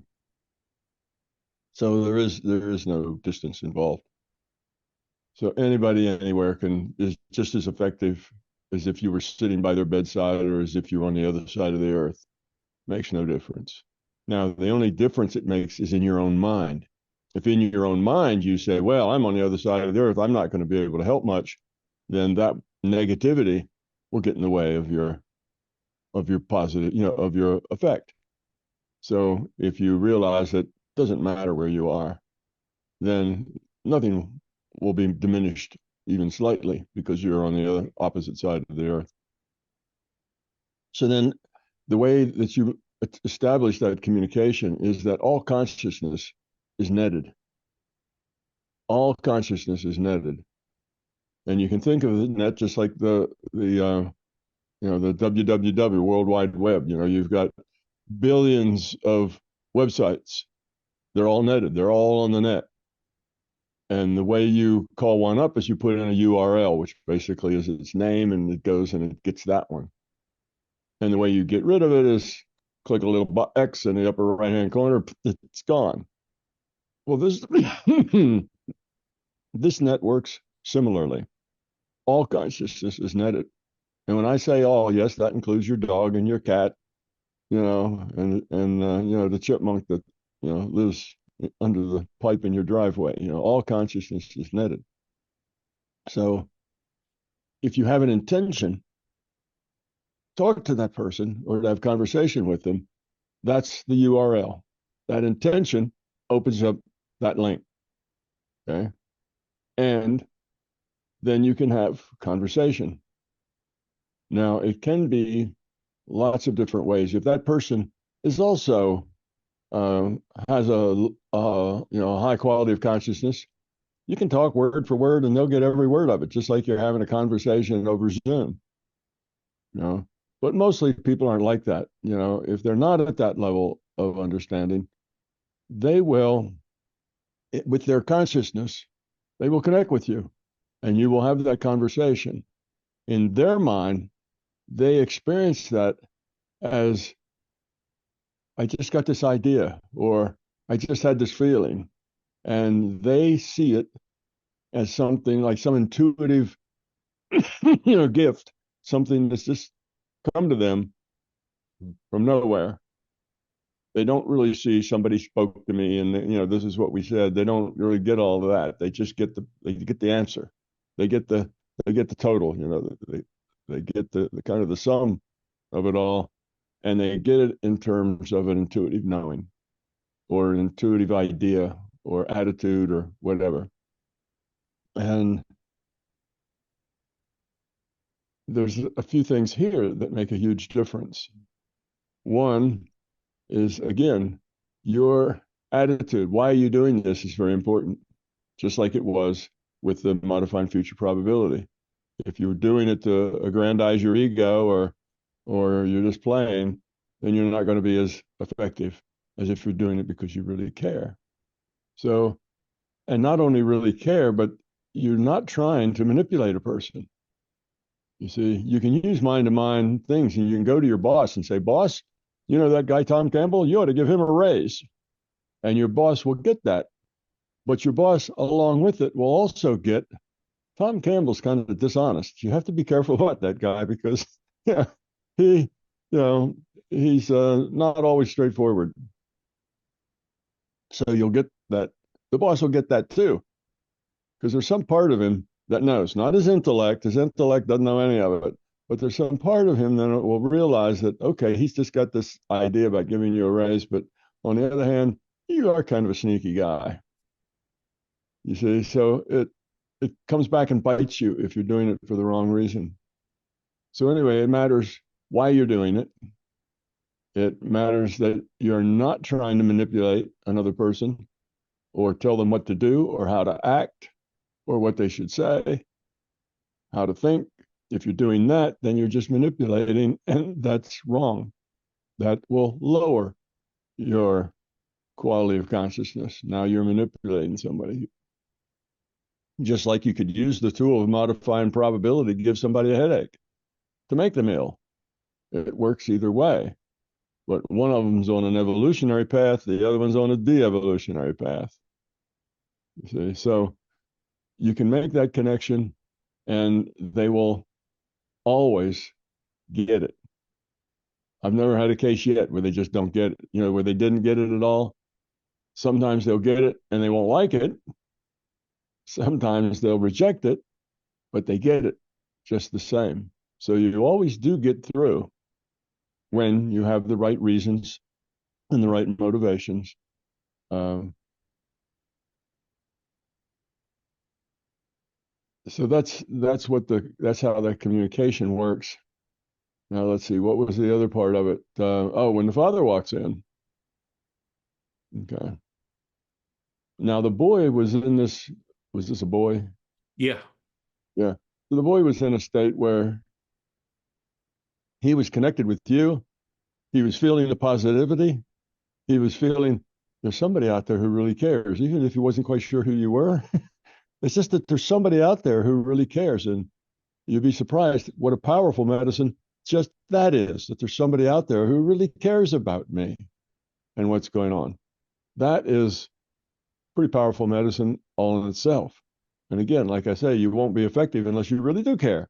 And they get that. And that is strong medicine. Now, you tell him that, the parents are coming, this is going to happen, you're going to be all right, just hang in there. I would suspect that there was a couple of things going on with him and his father. It could have been that the boy felt that he could never meet his father's expectations, that he wasn't really very successful at being a son. And the father always found problems with him, or things he didn't do right, and things that weren't quite good enough. Well, from the father's viewpoint, he's just trying to help his son by pointing out these problems that the son has. Son, you could do that better if you did it this way. No, son, that's not the best way to approach that. That might actually break the toy. Do it this way. But we have a tendency to help our children understand by explaining to them better ways to do things. But what it turns out to be is that the only times we talk to them, the only times we interact with them, is when we're being negative about what they're doing. So from their viewpoint, every time dad talks to me, he's telling me I'm not doing it right. Because as long as I'm doing it right, dad doesn't have anything to say. Well, look, there's my son. He's doing everything fine. I'll just let him play. Oh, look, he's not doing that right. Son, you're not doing that right. So from a child's view, they hear a whole lot of, you're not doing that right. No, you didn't say that right. No, that color doesn't go with this other color. No, no, wrong, wrong, wrong, wrong. And from their viewpoint, it's very difficult to do anything right from the parents' viewpoint, because the parents kind of ignore them when everything's working fine. Parents are busy, they got a lot of things to do. And if the kids are all getting along okay and there isn't any problems, then they let everything go. But then when there's a problem, parent shows up and explains the problem. So what happens is often children have a very low self-esteem because in their minds they can't do anything right. Their parent only gives them attention when it's telling them that they've done something wrong. And that puts up a big problem then between them and their parent. And it could be a mother too. Mothers do the same sort of thing. So then dad walks into the room and the boy suddenly feels, oh no, look at me. I'm all messed up. I failed. You know, I'm all looking out here. I'm lying in a hospital bed, this and that, and I'm a failure. I should be robust and happy, and I should make my dad happy. And look at him. He comes in, I see his face. He's terribly disappointed. No, he's not disappointed. He's terrified that his, son is in some kind of problem, and he's got this unhappy look on his face. And the kid says, my dad is really unhappy that I'm sick like this. So he just melts, goes within, shrinks back, balls up in a little ball inside and waits for the negativity. Well, in this case, his health was just that delicate, just right on the line of being delicate. And when he stopped being positive, it was gone. So that's why things like that happen. Now, it doesn't mean this guy's father was a bad father. He was just like most parents. You interact with your kids when they're messing up, when they're too loud, when they break things, when they, don't do their homework. If they sit down, do their homework, well, no need to say anything. Or maybe you say good job, but we don't realize that from the kid's viewpoint, it's all very one-sided. They obviously aren't a very good child, or they wouldn't constantly be being told how wrong they are. So children have problems with parents. And if you just were watching a movie of that family, you'd say, oh, they were good parents. Oh, yeah, they're very good parents. See, they really take care of their kids. They really love their kids. But because everybody's stressed for time, everybody's busy, then you only attend to the things that are a problem. And you hardly ever attend to the things that are good. Oh, that was really good. You tied your shoe really well there. You need to really spend more time being positive with kids, not just saying, look, your shoe's untied. Don't you know how to tie your shoe yet? That's what we say. That we think that little scolding will make them more likely to pay attention to tying the shoe and tying it well. So anyhow, so kids have some strange reactions to their parents that don't really make any sense, because the parents care for them and the parents love them and they think they're trying to be good parents. It's so I'd say that's probably why that happened. The kid just suddenly felt failed, and when he did, he cringed and turned inside himself. And when he did that, everything else went to hell in a hurry. The only thing that was keeping him there was this positive energy. Somebody cared about him. Somebody really, he really mattered to somebody. He was important to somebody, but he wasn't so sure it was his dad. Even though it was his dad, he was very important to his dad, but that never got communicated, or very seldom got communicated. So that's That's what's going on there. But you can talk to any other conscious. You can have conversations with your dog. But when you talk with your dog, you have to realize, or with your child, that you're communicating with them at the level in which they think and the level at which they are. You know, you don't talk to your dog and like it's talking to your child. It's different. You know, dogs have feelings. So you don't really talk to your dog as much as you feel what your dog's feeling, because dogs are more about feeling than they are about thinking. So you kind of feel what your dog is feeling. If the dog's upset or if the dog's nervous or the dog's frightened, you can kind of pick that thing up. But the dog doesn't engage you in intellectual conversation, because that's not the way dog consciousness works. So it's the same with your kids. When you talk to children, you have to talk to them at a level that they can understand and appreciate.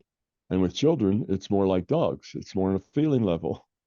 You know, is that when you first connected with him, there was empathy and kindness was what you came across with. You cared about him and you wanted to help and you didn't want to frighten him. And he could feel that, because children are more intuitive than adults. Kids who are 3, 4, 5 years old, and and even younger, even birth up to 5 or 6 years old, are very intuitive. We talk to them, and their language skills are poor, so we think they don't understand things. They understand a whole lot more than we think they do. Now, they can't express that understanding because they haven't developed the language skills, but it doesn't mean they don't understand it. They understand a lot. They know when mom's upset, or mom and dad are having an argument. All of that, they're very aware of all the dynamics, the negatives, the positives. They take all of that in. It's like, oh, he's only 3, it won't mean anything to him. No, it's not true. They get it all. They just can't express it in a language. So they seem like they don't understand anything. But that's a wrong attitude. They understand lots of things. So does your dog understand lots of things. He can't express it in language, but he understands a whole lot. He understands your moods. He understands how you feel. And you don't have to say or do anything. You just have a mood or a feeling. If you're upset, if you're particularly lonely or something, your dog knows that. They communicate intuitively that way. They're intuitive with each other.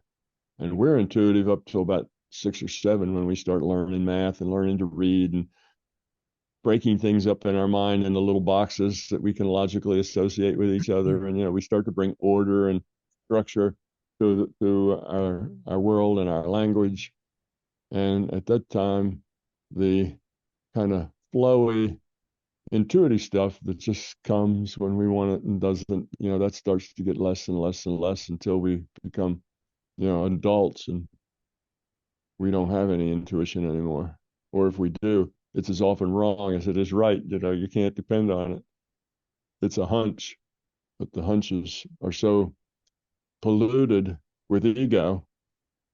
The intuition you get is so polluted with what you want the answer to be, rather than just being open to the answer, that it doesn't work very well Well, anymore. So that's kind of some of the things that were going on in that little example. well, that was a great example, Tom. Moreover, I'd love you to speak to the audience about the emotional content. You talk about fear, and so for me to describe to be a facilitator or a catalyst, a conduit, a witness to something like the things that we've spoken about today, it's that I've realized it's the present moment that this is realized. And when you are able to truly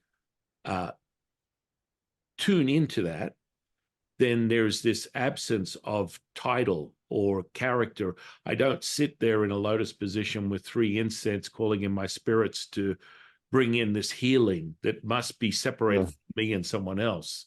And so one of the biggest things that I really resonate when you share this is this emotional content.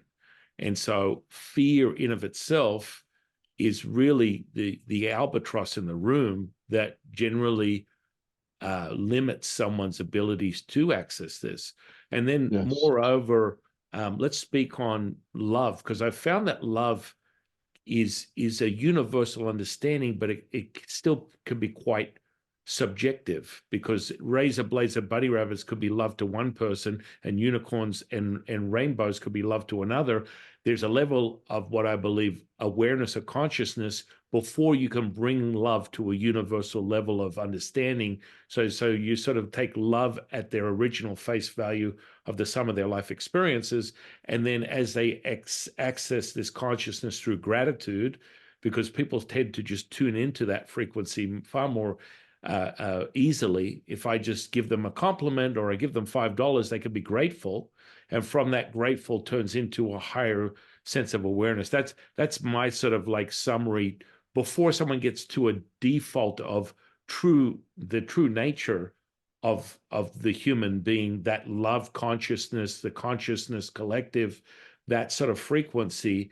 So the emotional content is very, very much a huge component.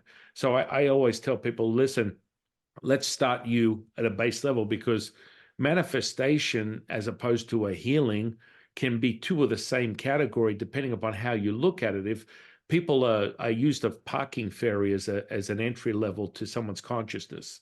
So I say, hey, why don't you use the parking ferry? Oh, well, what is that? Well, quietly, without the judgment of anybody, think in your mind that you'd like a parking space at the front of your favorite restaurant or wherever you're heading to. And what happens is, poof, it turns up.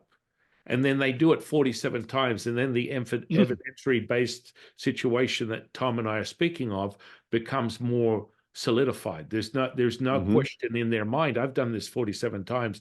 This is real. So now how do I transition from this? Because what happens is the explanation I give people is there's an absence of emotional content, because quietly in your mind, you're going, I don't really care. No one knows that I'm thinking I want a parking space. I don't have the judgment of other people looking at me going, you said you'd have a parking space. You didn't get this parking space. So you're clearly not a wizard. And so with that, they're able to just sort of throw away intention, but it's still very clear. Whereas when it's something more value-based, comes into the healing of somebody, a manifestation of a job, money, a lifestyle, however you want it. Now the emotional content is overshadowing your ability to access that frequency. And Right. so I would love you to share with the audience more on how you see that as an infrastructure of all these things. Sure. Fear being the opposite of love. Some people think it's love, hate, but hate is really a product of fear. Mm-hmm. People hate because of their fear. So it's love and fear are the opposite of each other. And yes, if you're fearful, fear is a high entropy thing. Fear gets in the way. Fear is, okay, I've said I'm gonna create a parking space, and I've told everybody in the car. Now if I don't do it, I'm a failure, and I'll look like foolish for even thinking that I could do it. You see? So that's performance anxiety. You have anxiety, you have fear that you won't perform, that others will find you wanting and laugh at you or whatever. So all of that, of course, will keep you from being able to do any paranormal thing. All the paranormal stuff happens on the intuitive side. Nothing paranormal ever happens on the intellectual side. The intellect doesn't have any paranormal capacity whatsoever. It's always on the intuitive side. And maybe I should have started saying that the consciousness has two separate paths for processing information. One's intuitive, one's intellectual, logical. Um, they they can be in the best of all cases, the two work together. Typically, if they're both developed equally, then neither one is trying to boss the other one around. In most people in Western world, the intellectual space is dominant. The intuitive space is very weak, and the dominant intellectual space is always trying to boss the intuitive space around. It's always telling the intuitive space, you say, okay, I want to reach out to this person and talk to them. And then you get a reply, and the intellect says, oh, what was that? Was that real, or did you just make that up? That's the intellect judging it. And of course, that ends it. That stops the process because it has to be an intuitive process. And intellect, wanting to be in charge, kind of butts right up front and, makes a judgment. So it has to be coming through this intuitive channel. Now, the intellectual channel has logic. Logic is precise. Logic is sound.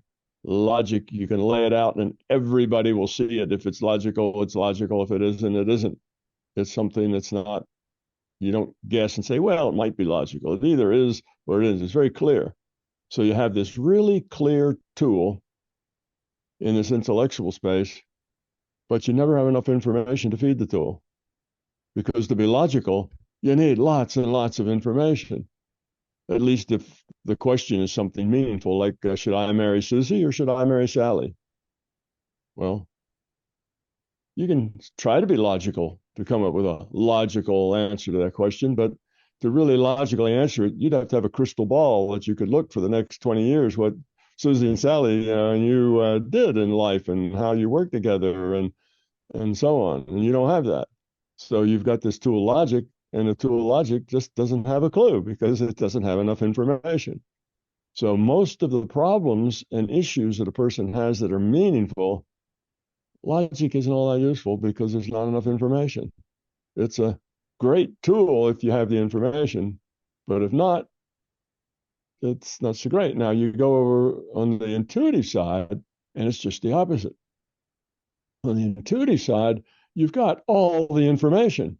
You've got the probable future database, you've got the past database, you've got all of the stuff in here that is hugely informative of everything that could possibly happen and the probabilities that it's all over there. And you can search through that database with intent, just like you can query any database. You can query that database, you can search down particular probability lines, you can do almost anything with that database. So you have all the information, but the tool, instead of being a precise tool, you got a ratty tool. So see, on one side, you got a precise tool and ratty information. On this side, you got wonderful information and a ratty tool. And the reason the tool's ratty is because on the intuitive side, is because it depends on how you feel. It depends on your mental state. It depends on whether or not you're fearful. It depends on whether or not, your intellect is the boss and is always going to jump in front of whatever the intuition tries to do. The intellect's always going to try to explain it or judge it or analyze it, and which will basically make it stop. So you've got this ratty tool that requires you to get rid of fear, get rid of your ego, actually care about people from a sincere viewpoint, not be, after ego, not trying to manipulate, just trying to be helpful. So you have to put yourself in that mind frame. And when I just explained those characteristics, not a whole lot of people have those characteristics. Those characteristics are a little rare in our culture. So people have it's rare for people who are good at using their intuition. Now you can just practice with your intuition and get better. You can sit down in a course and eventually learn how to remote view, but people who are really good at it have to have those qualities I was just talking about. They have to be able to focus. They have to be able to open their mind. They have to be able to get their intellect to sit down and be quiet. They have all those skills that they have to have learned to be good at intuitive things. So those are the two channels. Everything paranormal comes through that intuitive channel. Mm-hmm. Now, what I've found that as I've developed both, I started out actually very right-brained, very intuitive as a child, knew that I had a mission here and I was going to have to get, into science and technology and math and that sort of thing. I was going to have to develop the left side and the logical side. And I did that and became a physicist, went to graduate school, got degrees and so on. And I still had the intuition thing going though, because that was just a part of who I was. And I kind of overlaid it with the intellect. So I was a little more prepared to let that intuition do its thing in its own space. But anyway, having developed both sides, I find that where I settle out, I live my life from the intuitive side 90% of the time.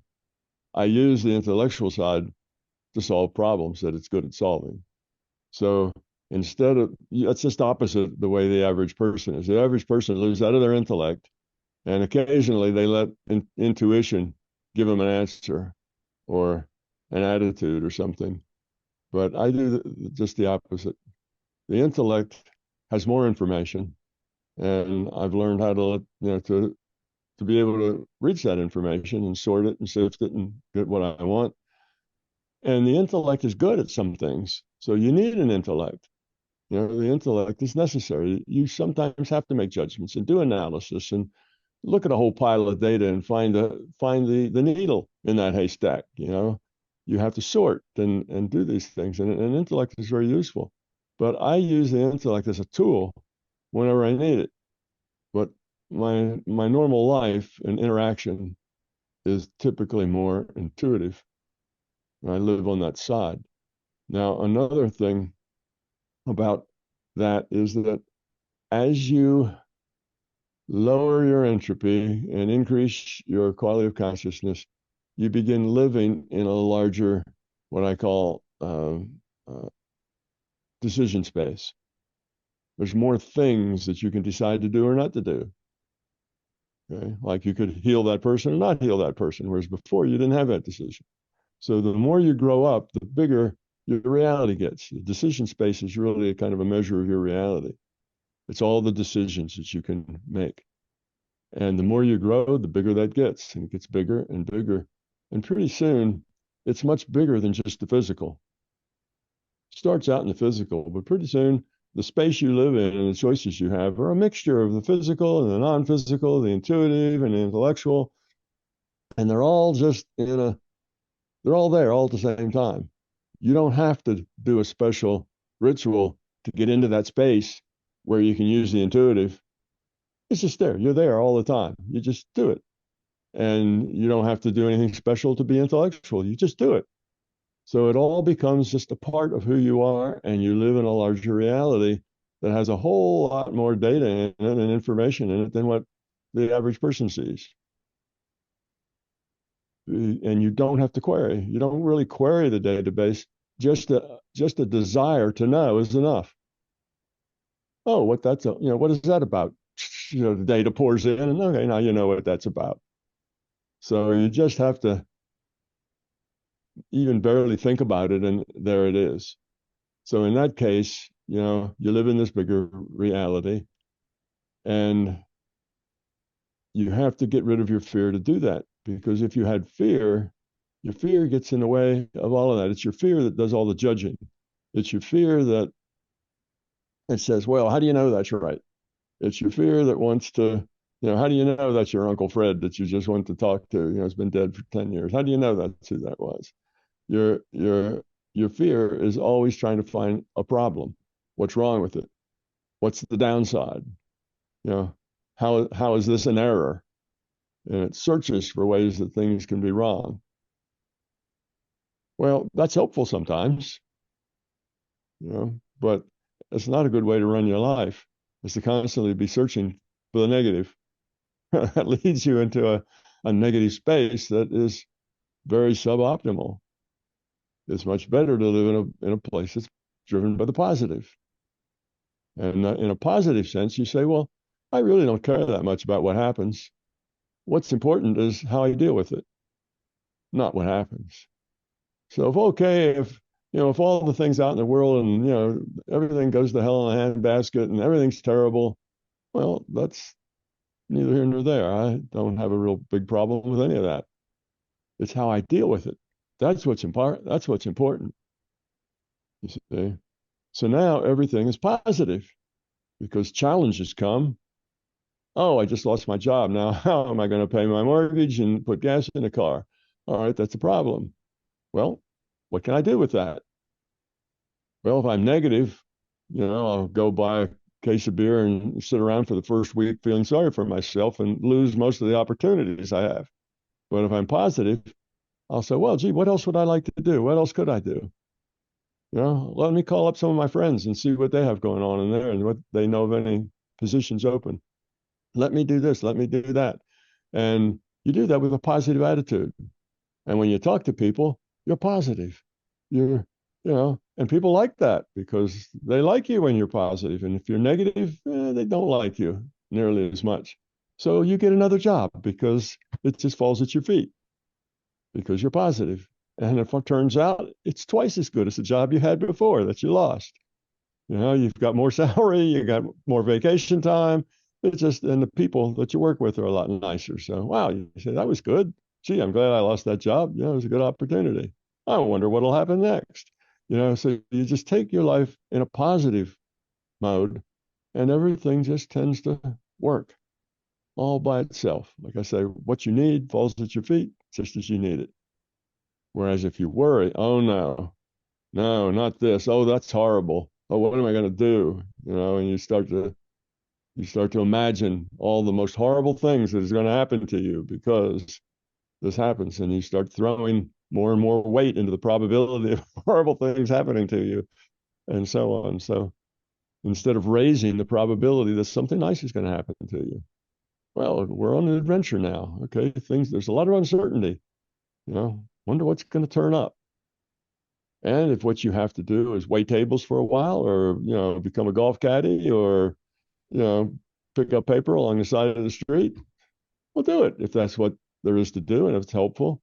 But do it cheerfully, and you'll find that whatever it is you've done, you'll meet somebody who knows somebody who's looking for somebody just like you for a position somewhere, and it all works out because your positivity is building that positive response of it working out well.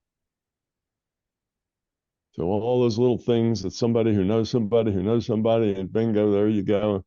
Better job than you've ever had yet. Just because the positivity builds that little structure for you. So that's the thing. You talk about fear and love. Fear, in all cases, makes everything worse. And we're talking not about fear of bears or tigers or something. We're talking about fear that you're not good enough, fear of being inadequate, fear that you're not really all that smart and can't function very well, fear that people won't like you, fear that your boss won't like the report that you turn in because you really don't know that much about it. You're making a lot of it up, and your boss will realize that. So you have all these fears. And if you go through life with those fears will just create negativity around you. They will make you a negative person. And what I tell people who ask me, they say, well, how can I tell whether I'm doing very well or not doing very well? How can I tell that I'm on a good spiritual path or that I'm faking it and just think I am, in my mind? And I say, well, here's a good test to see how well you're doing. Just think about the times in just the last week or even the last day that you felt negative. That means you felt stressed, you felt anxious, you felt annoyed, you got angry, you were upset. Oh no, it's raining today. I didn't want rain. I got to walk outside today, and you complain. So think back in your day or in the last week. Did I ever complain about anything? Was I ever upset? Did I ever get angry? Did I feel abused? Did I feel unappreciated? Did I feel like I really didn't belong, or that I'm not as good as everybody thinks I am, or worried about whether you could perform or whether you're going to do well when you gave the talk next week? You're worried about that. All that's negative. It's all negative stuff. And most people, about 90% of what they think in a day is negative. It's just full of that kind of stuff. because they keep mulling it over and turning it over in their mind, and that same negative thought will cycle over and over and over again as they worry about it and they're concerned with it. So if you have a lot of negative thoughts going on, negative feelings, there's not really intellectual thoughts, but negative feelings, and it may be subtle, like just being annoyed, but you have to wait for somebody up in front of you in a car who is just being really, really slow to get through that light, and that just annoys you. Come on, can't you find the gas pedal? You're complaining and stuff. So it's all that sort of thing. And if you have much of that, then that tells you that you've got a lot of fear. All of that stuff comes from fear. When you don't have fear, you're never annoyed. You're never angry. You're never upset. Because if somebody insults you, you realize it's not about you, it's about them. And you think, oh, poor person, they're really feeling very miserable to be that upset at me. They're angry with me, but I have compassion for them because they're having a bad day. I'm not upset that they're angry with me. That's just their opinion. And they just evidently don't understand, what I'm about or how I'm doing this or why I'm doing it. They have some idea in their mind that upsets them, and maybe I can help them straighten it out. So instead of anger, you find compassion. So that's how you tell. And when you get to the point where you say, well, my day, let's see, look, my last couple of days, all of it, I've been happy. It's been great. I feel satisfied, joy in my relationships and with my kids and my family. And if it's mostly just positive, then you're doing great. So that's the test. And anybody can make that test over, in a minute. Just think, or just make it a job for you in a day, just to notice everything you do that's negative and or not just do, but you feel that are negative, and all the things you feel that are positive. And most people will have this bucket full of negative things that happen to them, and a very small collection of positive things that happen to them. And some people, of course, just love to complain. They're just complainers, and anything you tell them, they'll complain. If they won $1 million, they'd complain that it wasn't 2 million. They just complain about stuff. It's the way they are. Well, those are people who are very insecure, and feeling insecure is a negative thing because it's fear. So fear is the problem. And we could take almost every entry in the psychiatric manual that defines all the diseases of the mind that are in this book. Psychiatrists have a book that defines, what does it mean to be schizophrenic? What does it mean to be, this, that, and the other thing? And they define all those. A few of those are organic. They have to do with biochemistry. But most of them all reduce to fear. All of it. You could take 80, 90% of that whole book, and the cause is all the same. It's all fear. That's what causes most of the problems, emotional and mental problems that people have. They get wrapped up around the fear, and that fear gets bigger and bigger and bigger, and to the point that they're paralyzed with it. They can't function. So that's kind of the fear versus love. Love is all upside, joy, peace, tranquility, feels great, looking forward. Tomorrow's going to be a good day. That kind of an attitude. And you don't have any buttons to be pushed. Other people have buttons that you push. Oh, you talk about this or that, and they have fears around those things. Every one of those buttons is a fear button. And when you trigger one of them, they become irrational and negative. Get angry, get upset, cry, whatever. But you don't have any buttons when you get rid of your fear.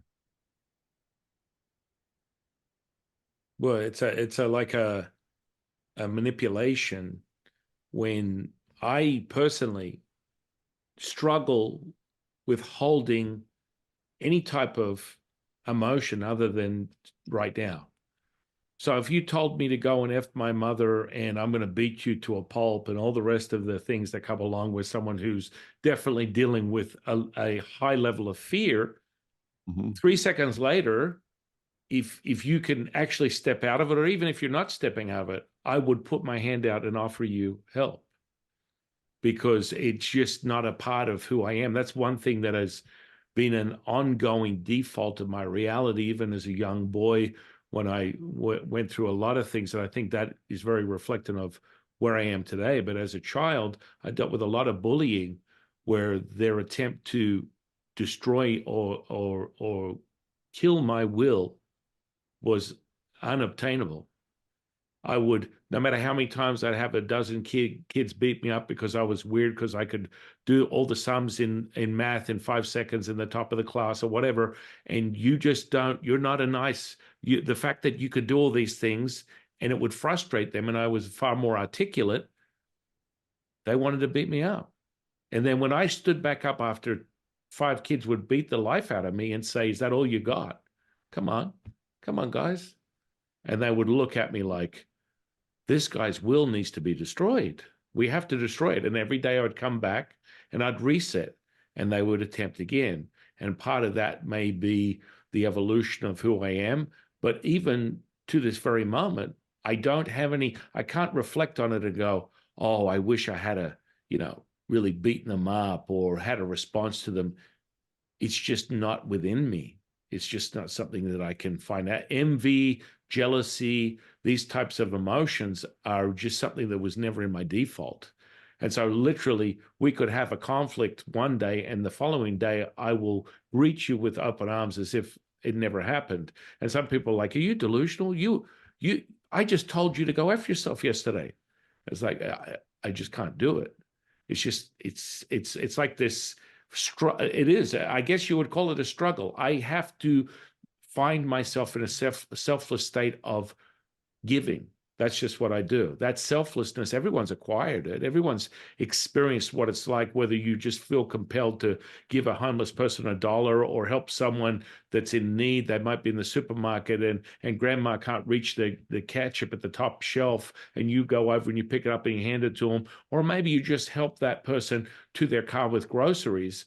There's a level of understanding. It's a mechanism that just takes place. Part of, being connected with humanity, empathy, but the emotion of loving that person, accepting that person, valuing. And so this sort of theme, as you said, is not as common today due to maybe programming, the way people are being sort of set in their ways with the technology.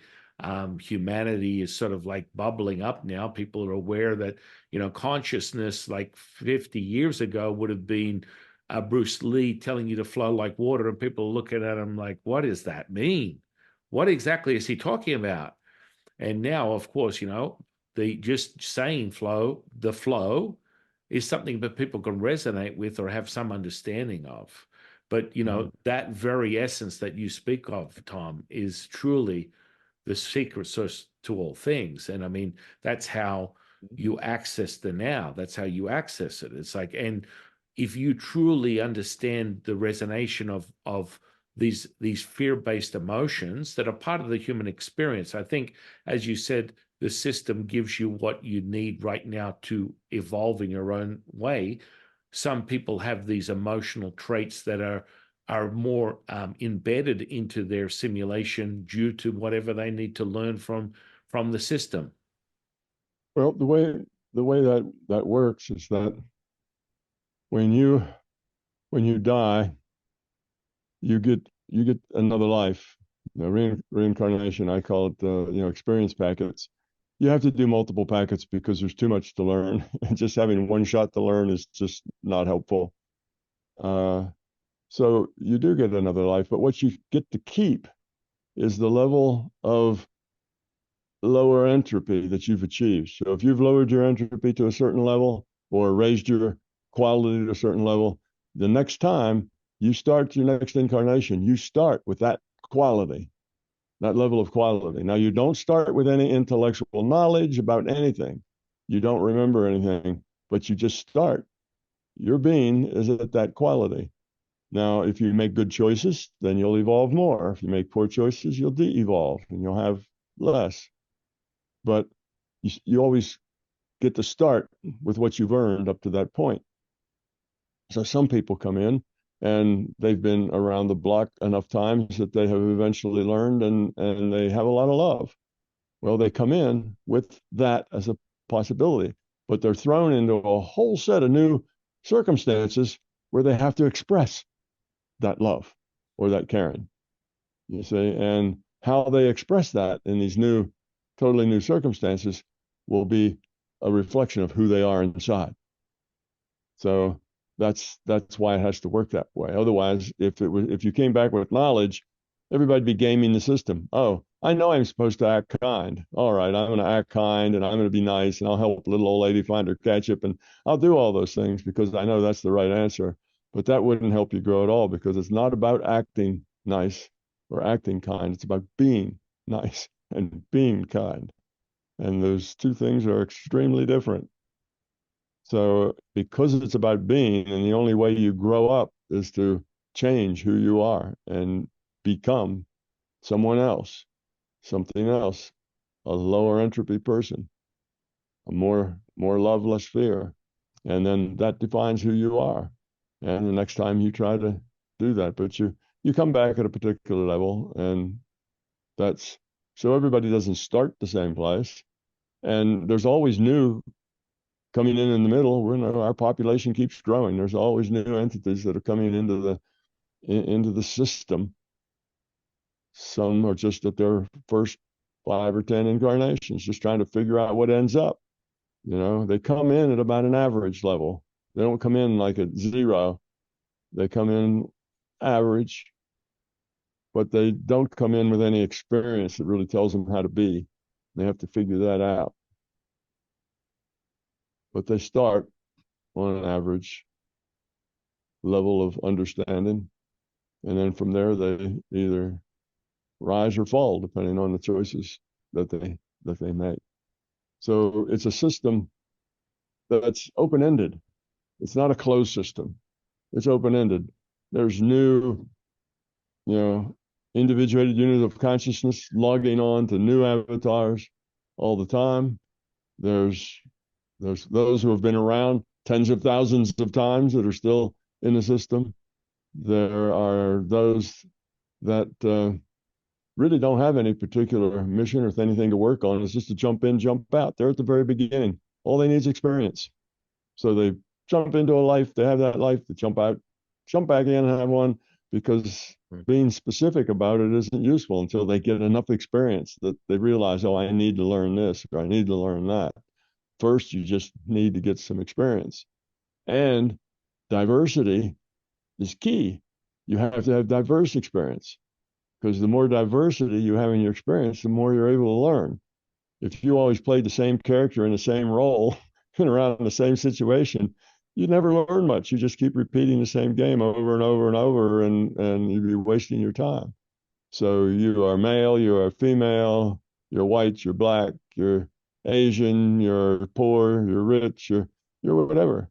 You have to have lots of different experiences, because every one of those different experiences lets you look at life from a different perspective.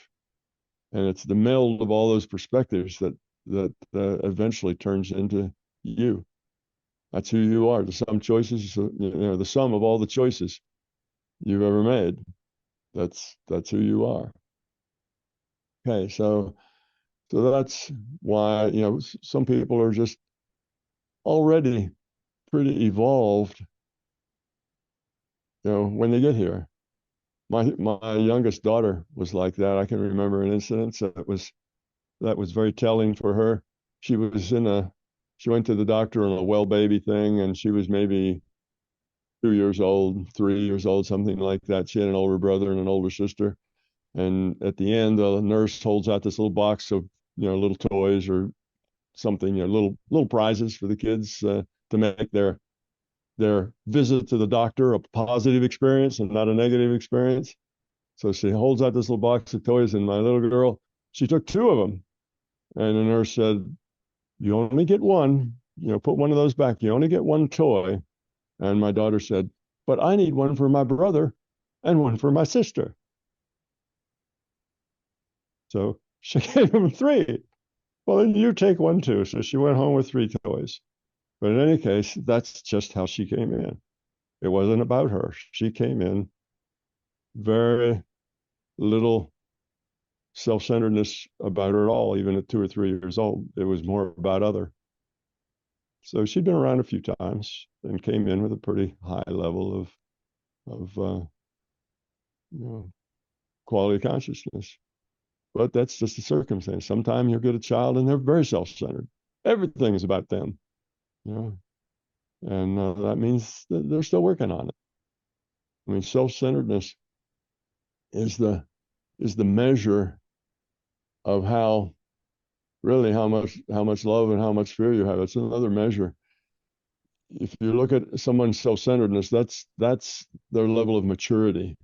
Now I'm thinking of maturity as growing up and having a high quality consciousness. That's more mature. You just look at the self-centeredness. If somebody's very self-centered and everything is about them, then they've got a long way to go yet. That puts them at the lower end of the high quality of consciousness. If it's all about others, then that's what love is. Love is about others. Love is not about yourself. And often you'll hear this saying, "Oh, if you don't love yourself, you can't love anybody else." Well, I know what they mean. What they mean by that is if you don't like yourself, it's hard to love others. And that's true. If you have negative attitudes towards yourself, you have a lot of fear, well, it's hard to love other people because everything's about you. That's what fear does. Fear makes you self-centered. But it's not true. They say love, and that's not really the way it should be. Is if you don't like yourself, it's hard to love others. But caring about other people, and that's foremost in your mind, is a measure of growth. How grown up are you?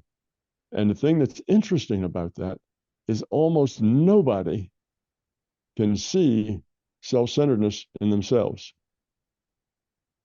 Self-centeredness is totally invisible. Now, other people, easy. Oh, yeah, you can see, well, yeah, he's really self-centered and she's really self-centered.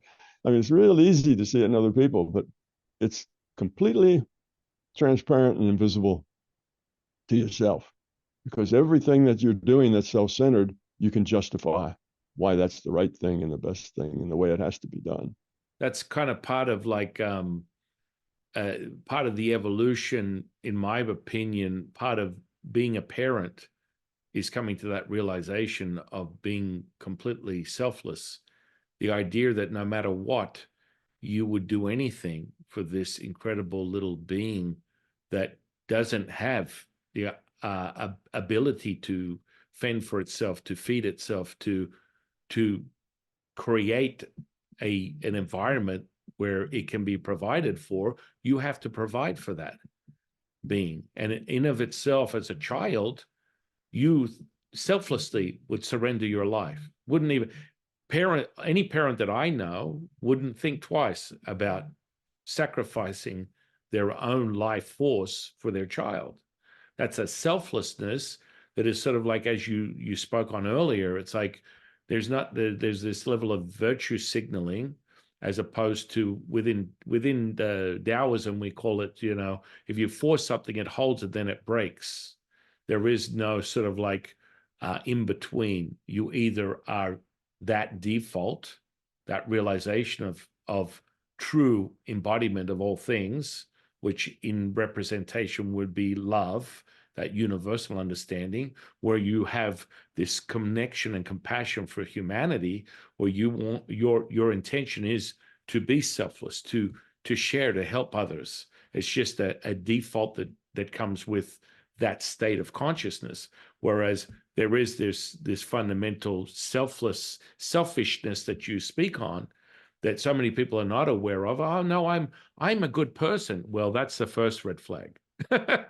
When someone says I'm a good person, we need to stop for a minute. What are your thoughts on that?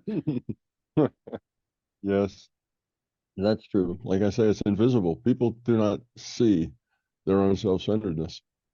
And yes, sometimes, you'll hear this person who is supposed to be very spiritual, some sort of guru someplace, and his he tells everybody that he is enlightened and that he is now, this is his last incarnation, and he's not going to be in this strapped to this wheel or whatever the metaphor is. He's not going to be coming back here and all this suffering anymore. He's outside of that, and it always makes me chuckle because when you grow up, it's not about finding some nicer place for yourself. It's about helping others. This idea, I'm going to get out of this hellhole and I'm going someplace that's a lot nicer because I've paid all my dues here and I know everything there is to know, and I'm ready to escape this place. And I'm thinking, you you have not even really begun, to grow yet.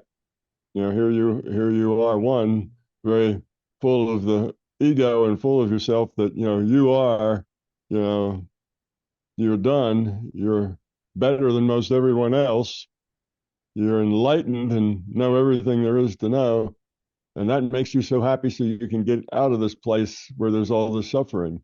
Whereas somebody who's really grown would say, oh, I need to go back to that place of suffering so that I can help. You don't want to escape. That's not the point. The more you grow up, the more effective you can be at helping and helping others grow, helping others learn. So you don't want to escape. You want to be helpful as you can. Learn more, grow more, be more helpful. Yeah, let's go back. As long as there's people that need help, I want to be part of, that help sort of thing. So yeah, I get tickled sometimes about that, but there's so many. Like I say, that person you see is self-centered, but is not aware of it at all. And most people just aren't. It's almost a miracle. I see people all the time saying things and doing things that are just as clearly and obviously self-centered as you would like, and they have not a clue that that is the way it is. So it's very invisible to yourself because all the things you do that are self-centered, you can justify as being the right and the best thing to do. And that's true of everyone. So what's a good way to measure maturity? Not in years, not in accomplishments, not in how much money you have, but how other-centered are you? How little are you self-centered? Fear creates self-centeredness. Fear is about self. Fear is something's going to happen that I don't like. It's about you. You see, so fear is a creator of ego and a creator of self-centeredness. So the more you see self-centeredness, then the more fear a person has. People who are very insecure are often also very self-centered because if you're insecure, everything's about you. Everything is interpreted in terms of yourself. What does that do to me? How does that make me look? You know, what's and it's all you are at the center of your own universe. So the fear and the self-centeredness go together. And like I was saying before I started the cough, and that's it. We all know people who are old, but still very self-centered. And we probably know a few young kids who are astoundingly not self-centered. To be self-centered is natural for children. When you're a child, you are self-centered. You're small, you're tiny, and you're at everything that happens to you is at the whim of somebody else. You have no agency. You depend on everybody for everything. That makes you not so secure. And being self-centered and being a child are natural. Children think about it themselves. They cry and fuss because they want something, and they don't have the language skills to express it any other way. But as you grow up, you learn manners, consideration, respect for others. All these things are what makes an adult different from a child. Except some adults who never really grow up, and they're still very self-centered. And some things can make you more self-centered, like being too worried about money. You know, which brings to mind, like, somebody that's got $40 billion in the bank, and what they need to do more than anything else in their life is make more money. When they already have more money than anybody could possibly ever use, but they need more and more of it, because making money is how they judge the worth of themselves. Their worth is some function of how much money they have. So their financial worth is actually their worth as a human being. So yes, and they become very self-centered. Everything is about them and what they want. So they actually de-evolve into that kind of a mindset. So, the idea that being wealthy is a great boon. That, gee, if I were just born wealthy, I wouldn't have done all these terrible things. It's not like that. You can do terrible things in any state, and you can do good things in any state. You can be the poorest person on the planet and be very evolved, or the richest and be very not evolved. It doesn't have anything to do with resources and money and stuff. It has only to do with how much of you is driven by fear and how much of you is driven by love. That's it. If you're driven by fear, your life is miserable, whether you're rich or poor. And if you're driven by love, your life is beautiful, whether you're rich or poor. So, I mean, you bring a great subject. You mentioned earlier. I always share this with anyone that I speak to, is when you never make it about yourself, life is very effortless. And so, most people simulate, their life simulation is go into Starbucks, you order a coffee, the barista gives you attitude, they spell your name wrong, you get the coffee, they gave you attitude, you give them attitude. You start off with a 10, they give you an 8. Once they hand you the coffee, you give them a 4. Once you walk out of there, you're at a 2. And before you know it, you're in deficit. And the reality is because you made it about yourself, you're not looking at the fact that the barista just discovered that morning that their husband was cheating on them for 6 months, or the coffee maker realized that they've only got enough money for the next week before they get thrown out of their house, or, the myriad of different scenarios or probabilities, sure. as you would put it, are the reason why you get to that state. Whereas if you never made it about yourself and realized this, what we speak of, Tom, the selflessness that comes from truly being aware, conscious, mature, developed, that comes with, you greet this person with a hello and ask them how they are. And that seed of that question is more caring, more value, more gratitude and love than they probably get out of most of their life, because someone is basically asking you how you feel. It's like, whoa, hang on a second. Someone actually cares how I feel. And I mean, this opens the gateway to many different variables when it comes to someone's physiological and psychological state. But, if you ask someone how they are and you get oh no, you wouldn't believe what happened to me last week. And then of course, this whole, the virus that you were talking about, Tom, when it comes to one negative equals another. And then of course you walk away from that, and on a physiological level, you feel your energy has been drained because this person has devoured this offering that you've handed to them. But it only comes from the fact that you are thinking that they're taking something from you in the first place. Now, if you actually believe you're as one, that's not going to affect you. You just took a moment, you asked them how they were doing, and they told you they had a bad day, and then you wish them well. You take your coffee, you move right along, and you expand on that good feeling positivity that you were talking about, and it gets bigger and bigger and bigger. And it's so easy to shift those gears if you understand that. But again, I believe that from what you're sharing today and what we both have a consensus on, it's like there's this too much of this negative based stuff that is just sort of generated into the everyday sort of psyop that most people live in, and they forget about the default of who they really are, which is kind of what my main goal is in my mission here is helping people realize that that default is accessible to anybody.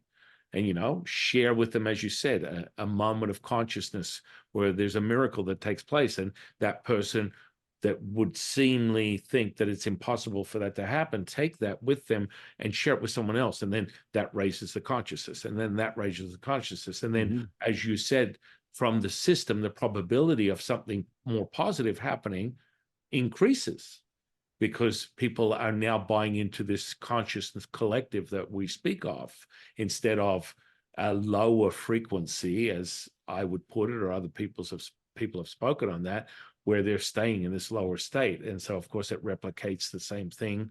And we have Groundhog Day.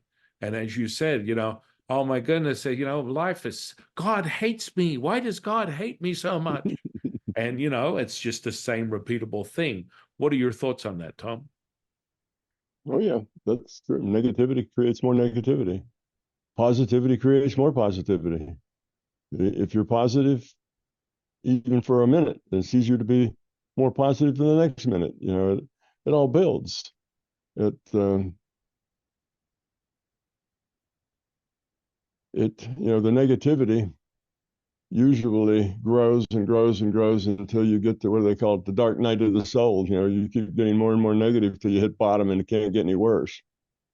And then you may realize that your own negativity is what's been the cause of the whole problem, and bounce back and learn a lot.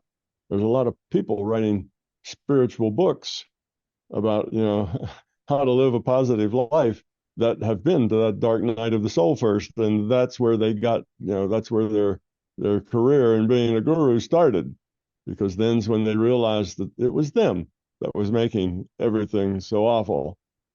But the other thing that happens is suicide. People get down to that point and they commit suicide, or people get to that point and they get desperate and so angry that they need to, go take a gun and shoot a bunch of people, just to express how unhappy they are.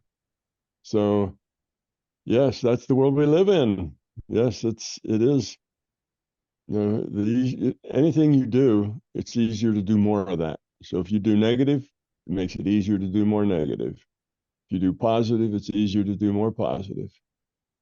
So it's if you find yourself being negative, that your day, a lot of negative things happen in your day. You have a lot of thoughts that think, oh, so and so, he's a twit. Oh, so and so, what a jerk. And these are all negative things. If you have these kinds of attitudes, so realize it and say, I don't want to do that. I don't want to be that way. Don't say, I don't want to act that way, because we all like, people being more pleasant, but it's not going to help you grow up if you're acting. You have to not be that way. So then you just keep a track of yourself, all the things you say and feel during the day, and just, you can write them down or just remember them, the things that are negative, things that are positive. And every time you do something negative, stop and say, I don't want to be that way. I can see somebody that I don't particularly care for and wouldn't want to spend a lot of time with, but calling them a jerk is not helpful. It doesn't help you. It doesn't help them. Matter of fact, if you think about it, they deserve a little bit of maybe your help, because if they're being negative, it's because they're having they're having bad times. So now you want to be particularly nice to them because they're annoying. So instead of you being particularly not nice to them because they're annoying, you try to be particularly nice to them because they're annoying. And it just changes everything. And then you end up being the one person that they don't try to annoy. So it helps. It all works. Like I say, life happens, accept it. Then make the best choice you can. What's the choice? What's the low entropy choice? What's the love choice? And what happens to you is not terribly important. You'll end up somewhere doing something. And as long as you keep making the love choice, that's something you end up doing. It's going to be wonderful. And you're going to be very happy. So that's all you have to do. Say, this is a game. I get thrown into circumstances. And how do I react? What are my choices in those circumstances? And that's what's important. And then let it take you wherever it takes you. Let it go wherever you're going. Be okay with that. Live gracefully with uncertainty. I don't know what's going to happen next. Like I say, I just got fired from my job because that contract just disappeared or got bought out and had too many people. So I got let go. So now what? Well, be positive. What can you do? Don't get negative, because the more negative you get, the less likely it is to find a nice job. The more positive you are, you're raising the probability of something good happening to you. But you can't act it. You can't, inside you're gritting your teeth, but out on the surface you're smiling. That won't work. The real you is what changes the probabilities, not how you act, but how you are. So if you see life as a game of choice and growth, kind of a love versus fear, then it's fun. It's a fun game. It's delightful, particularly as you move toward the love side, and all the things you want and need fall at your feet when you need them. That's just miraculous. Oh, I really need this. I need to have this, or I need to get this, or I need to have this quality, or I need to be able to afford this. And you see that it's important, and it's important to you because it's going to help you give. It's going to help you be, a more solid member, not because you want it and you covet it, but because it's something that will help you do better things. And there it is. You'll open the door one day and it'll be sitting on your front porch, just waiting for you to pick it up and use it. And I know that sounds silly. It sounds like, magic happens, but No. that's the way it works. It That really, synchronicity is absolutely 1000% for the audience. Tom speaks about it like, oh, it sounds so. Oh, absolutely not. I mean, I live that very vibration, and I understand it in great detail, that nature of things. I think the greatest thing that, everything that you've shared today has been in such in depth, but moreover, coming from the deep understanding of the science mechanisms and being able to create an expression of all of this stuff that you need to have an in-depth understanding from a background like yourself to really crunch those numbers into what transmutes into something science-based that can be validated, but you're sharing it in a way where it's really quite simple. The glass is half full or half empty. How do you see your reality? And I mean, when Tom shares that with me, it sends chills. It surges through my very essence, because this, to me, through my own journey, is my validation. And it's like the more and more you want, your consciousness will give you. And how does that express itself? But through just being negative or positive. If you're negative, then negative things will just keep coming for you. If you're positive, positive things will just keep continually blossom into something else. And the synchronicities that Tom talks about are just present. And it's like, you can't make this stuff up. It's like someone could literally give you a blank check and you couldn't make up the continual synchronicity that takes place over and over and over and over again, just with understanding that very present moment. And my goodness, this has been incredible today. What you've shared with myself and the audience. I could honestly be talking to you for days. Yeah, let's see, 2, 3, 4. We've almost got 3 hours going, I think. I don't know. I don't think I enjoy your company, Tom. It's so I hope you enjoy mine, because it's been absolutely a pleasure today. It's been fun. There's all sorts of people and all sorts of organizations. You're with Taoism, and there's lots of other religions and philosophies and so on. And most of them kind of have the same right idea, that love's the answer, fear is not. You know, they don't say it in those terms, but it kind of comes out that way. And everybody in all these various organizations makes up their own stories and makes up their own, what I call tools. They have tools. You know, you have tools. You said when you did the healing, well, there was this little incantation you say and this and that, and you go through a process. Well, these are tools. And what the tools do is they help you focus your intent on what it is you need to do because you've learned that that's what this tool does. So there are healing tools and there's tools for all kinds of things and they're good. Tools are not a bad thing. We make up tools. We create um, processes that we go through and we make up these tools because it helps us focus our intent. And with the tool and all of the history of that tool, all the people who have used that tool, profitably, and all of that confidence in that tool, it really helps you focus your intent, have the power, have that will, have that steadiness, have that focus. And without the tool, you wouldn't be nearly as capable because the tool now has been part of your process of getting into the right state to be effective. So I encourage people to make tools. Most all the religions have their own tools. All the different sects and things have their own tools. If you look at the alternative healing modalities, there's at least 1,000 of them out there. Easy. All kinds of things. And they all have a different story. Why it works and how it works and the tools they use. They all have their own symbols. They all have their own gestures. They have their own things that they say and things that they go through with. And the tools are helpful because it helps them focus on what they're doing and what they expect to happen.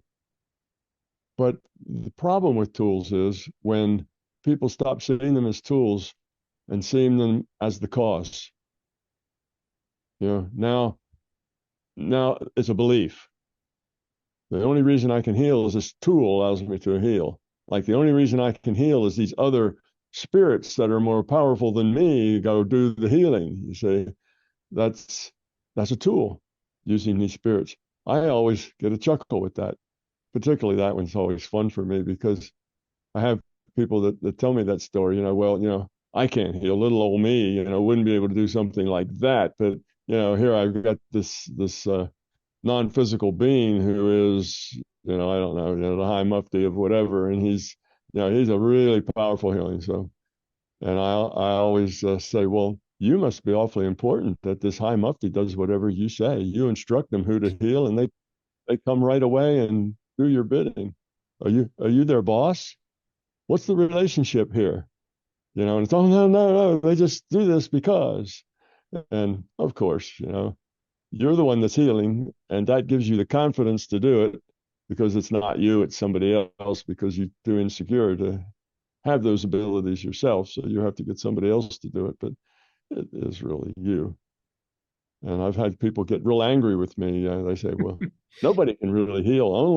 Only the higher powers can heal. And if you think you're healing, on your own by yourself, then you obviously, are making it all up. And Well, that's the default right there. That's a red flag that the ego is very present in of yeah, itself. yeah, I sure. mean, when you said that, Tom, that was really interesting because what happens from my experience is that concentration, the tools are where you start. You see the spirits, you have transmissions, there's all this data. And once at the level that I'm at, and it's just over doing this over 30 years, you think it and it becomes realized. And it's like if you are as one within this space, it's not like, oh, I am. It's kind of like I use this analogy, Jade Emperor calls it the grain of sand doesn't ask the beach what it's doing today. You know what I mean? Whereas if you are whole, you're not asking as the universe, as one, as this present moment, hey, universe, can you help me heal this person? It becomes condensed and concentrated and as one. But that's also a frequency that you you get into, but no longer do you need the tools or calling in the three spirits, the incense, the lotus position, all these types of things. You can feel that transmission. You can feel that Sure. frequency shift Yeah. that makes it Well, possible.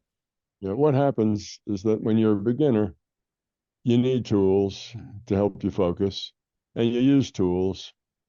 And the more you work at it and the less a beginner you are, you start making your tools a little less cumbersome, a little less time consuming, because you got more healing to do than you have time to do all these, things. So you need to be able to do it quicker and heal more people. So you start dispensing with this tool and that tool, and then you combine these two into one, and you skip steps. And in a career, you go from a set of complex tools with lots of details and things that need to be done. And the tools keep getting simpler and fewer and simpler and fewer. And by the end of the career, you don't really have hardly any tools at all. The tool is your mind, and you don't need all those tools, but it takes you a whole career to figure that out. But you really didn't need them in the first place. Because if you took all the tools away from that beginner, he'd be lost. He wouldn't know how to take the next step. So the tools are good and they're necessary. I tell my people, make up any tool you want. There's nothing sacred about the tools. Make up the tool. If it helps you focus and it helps you, this is fun. I was giving people tools for healing, and I said, well, you can think of, light beams, and the white light gets rid of the black bad stuff. I said, or you could think of a black beam and all the bad stuff is white light, and you want to get rid of that. It doesn't matter, but make up tools that work. And if you don't, if you have trouble making beams, you can use a laser, or you could use this or that. And after I gave all these different kinds of things that people could use as tools, this lady who was elderly, she says, all your tools are so masculine. The laser beams and fire and acid, and they're all forceful, and they're all very masculine. And I said, well, you're right, they are. It's probably because I'm a man that I come up with all those masculine tools. I said, feel free to work in any tool that makes you feel right, that you can kind of get into, that you can throw yourself into the tool, and the tool has resonance with you, meaning. I said, make something up. So we did an exercise, and she came back and she was just thrilled. She says, oh, I did really well with the healing this time. She couldn't heal with masculine tools because she was a little old lady and didn't have any masculinity in her, and burning out the bad stuff just wasn't her style. So she said the person she was healing, she imagined was this little rag doll. And what she did is she'd take loose the seam, open up the rag doll, find the dirty cotton or whatever it was she was stuffed with, get rid of it, replace it with nice white cotton, sew her all back up, and she was good as new. And she then, using that tool, she was very effective with her healing. She found out over the months and years that if that was her tool, she could be effective. Well, that is obviously not a masculine tool. Taking the doll apart and fixing it and sewing it back up, but it worked really well for her. And I was before she made off her tool, I was joking a little bit, and I said, well, let's see some feminine tools. Let's see, you could take out your vacuum cleaner, and you could vacuum away the dark spots, and she right away got a little upset with me. You associate vacuum cleaners with women? That's not right. But and I said, well, I was just trying to help. Anything that you feel like is feminine and it helps you express what you're trying to express, use it. And if it's cumbersome, trim it a little here and there. Just get the doll, and you don't have to take the seams out. The seams just fall out. And you don't have to search for the black stuff. This is there on top. And you don't have to really take it and put it someplace. It just magically goes from black to white. You can skip steps, so you don't have quite so much process in it, and it'll work just as well. So, yeah, she used that tool I talk with her every once in a while. She uses that tool all the time, and she's refined it and changed it. And it's a powerful tool for her because I don't know what her background is or why dolls or sewing or stuffing or whatever, why that's particularly meaningful for her, but it is. For some reason, this had significant, deep meaning for her. It's not a tool I would use.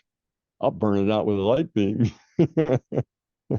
that's a that's more my style. I'm a physics guy, you know. I would do that sort of thing. But anyway, tools can be developed and should be developed by individuals because everybody's not the same. And the reason why there's 1,000 different modalities of mental healing is that there's 1,000 different tool sets. Somebody does something, he comes up with a good set of tools, and the way he goes about it and the way he thinks about it, then he trains other people to do that way. And of course, it works for all those people who can resonate with that tool set. But not everybody can. Other people resonate with this other tool set. And they go to that instructor and he teaches them his tools. And a certain number of people will resonate with that tool set.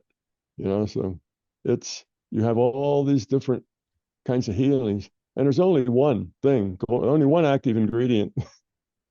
It's your intent. Your intention is the only active ingredient, period. But there's lots of different tool sets. And some tools are good for some people and not good for others. So I find it okay that there's lots of tool sets. And if you need them, make them and use them. And then as you grow, make them smaller and less intrusive and take up less time until eventually you hardly have anything at all. Well, this is an interesting thing because part of like a Taoist alchemy, internal alchemy, is longevity. And you seem to have struck some type of secret sauce where you look like you're like 14 years old. What exactly is the inner? I mean, I'm pretty much going to pretend I'm psychic and say you use intention as part of the catalyst for your your physical state right now. But let's just say within the internal alchemy of Taoism, we use it to saturate this at a cellular level, the physiology that generates a longer clip in this what we call reincarnation, the ability to expand your consciousness more through this lifetime. That's the premise behind Taoist practices. And the understanding of like within, and just right back to how you said positive meets positive creates more positive. We look at life like a pile of diamonds covered in dirt. And so every time you take off more dirt, you find another diamond and go, oh, wow, it's good to be me. And so this understanding from everything that you've shared with me today seems very similar in the way that you perceive your reality or how you validated it. Now, from a longevity perspective, you're at a certain point in your timeline on a physical level, and you're so vital, you're so aware, you're so cognitive, you're so vital. How do you sort of justify or validate that, and how you acquired that to this point? I I think a lot of it just has to do with being positive. You know, again, positive things happen. Um, I don't know if you know how old I am, but this year, 2024, I turn 80. Oh, I know how old So you are. You look amazing. So I'm like, it's impressive because I always, as a child, said to myself, I really love the way Clint Eastwood looks. I would love to just like sort of hang out there in that. And I mean, the guy's 90 something. He's getting a little bit more frail. yeah, And I honestly believe it has everything to do with his mindset, but his mindset has brought him to this point in his life. And I mean, the real understanding of this chemistry stuff is to be able to have the same functionality you have throughout your whole life and be able to operate that way right up to your last breath, however that may be, is the real goal and generally of most people, but they're being programmed to believe as you get older, you get sicker. And I think that's more a society sort of like based yeah, sort of theory. What are your thoughts on that? yeah. I, I agree. If what you do is retire from work so that you can go sit on a couch and watch TV, they probably won't live very long. If you live 4 years after retirement, that's probably about all you're going to get. Wow. You have to stay vital. You have to stay busy. You have to stay connected. You have to be helping. You know, I mean, you're here to help. You're here to be useful. And if you're sitting on your couch watching TV, you're not that useful. You know, you have to get out. You have to interact. And yes, I'm busy. I got way more to do than I can possibly get done. You know, you and I are sitting here for 3 hours now talking. In that 3 hours, I probably have 600 emails that I haven't answered now because I've been talking to you for 3 hours. And, you know, whether I get to answer them or not ever, you know, I don't know. I like not to, you know, I like not to let one go by, but I do the best I can and things happen and I don't worry about it or I don't feel, you know, like I've been a bad boy because I don't look at all my email. I just do the best I can. I keep busy. I'm, you know, I have a hard time. Last night I stayed up till midnight just to get things done, tried to catch up. So I'm almost 80 years old and I'm working harder now than I did when I was 40 years old. Actually, you know, had a paycheck coming. I'm retired and work Well, harder. the But question it's I not have, work. It's well, that's what I was going I to do what say, I do what I love, you know.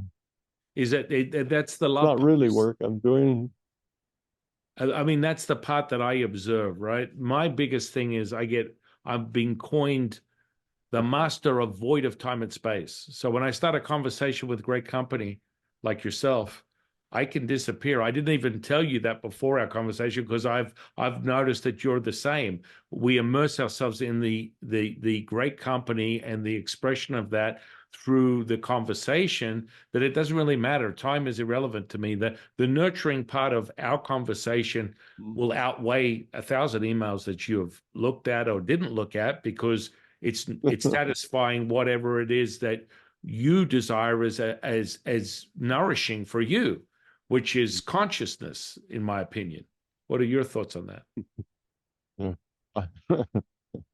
Well, the little levity, I will say that time becomes important to me when it becomes important to my wife. So Same. when my wife, yeah, when my wife said, "We're late. We have to go so and so and such a place," or you need, you know, well then time becomes important when it becomes important to my wife. But otherwise, you know, life just flows, like you say. It's a flow, and things happen or they don't happen. But as long as the intent is love based, then whatever happens is just the way it is, and it's okay. It's not a problem. With that, I want to thank you. I want to thank the audience for sharing their time with us today. And You're very welcome. Been a delight on this end as well. So we'll see each other later. okay, thank you, my friend. Bye bye.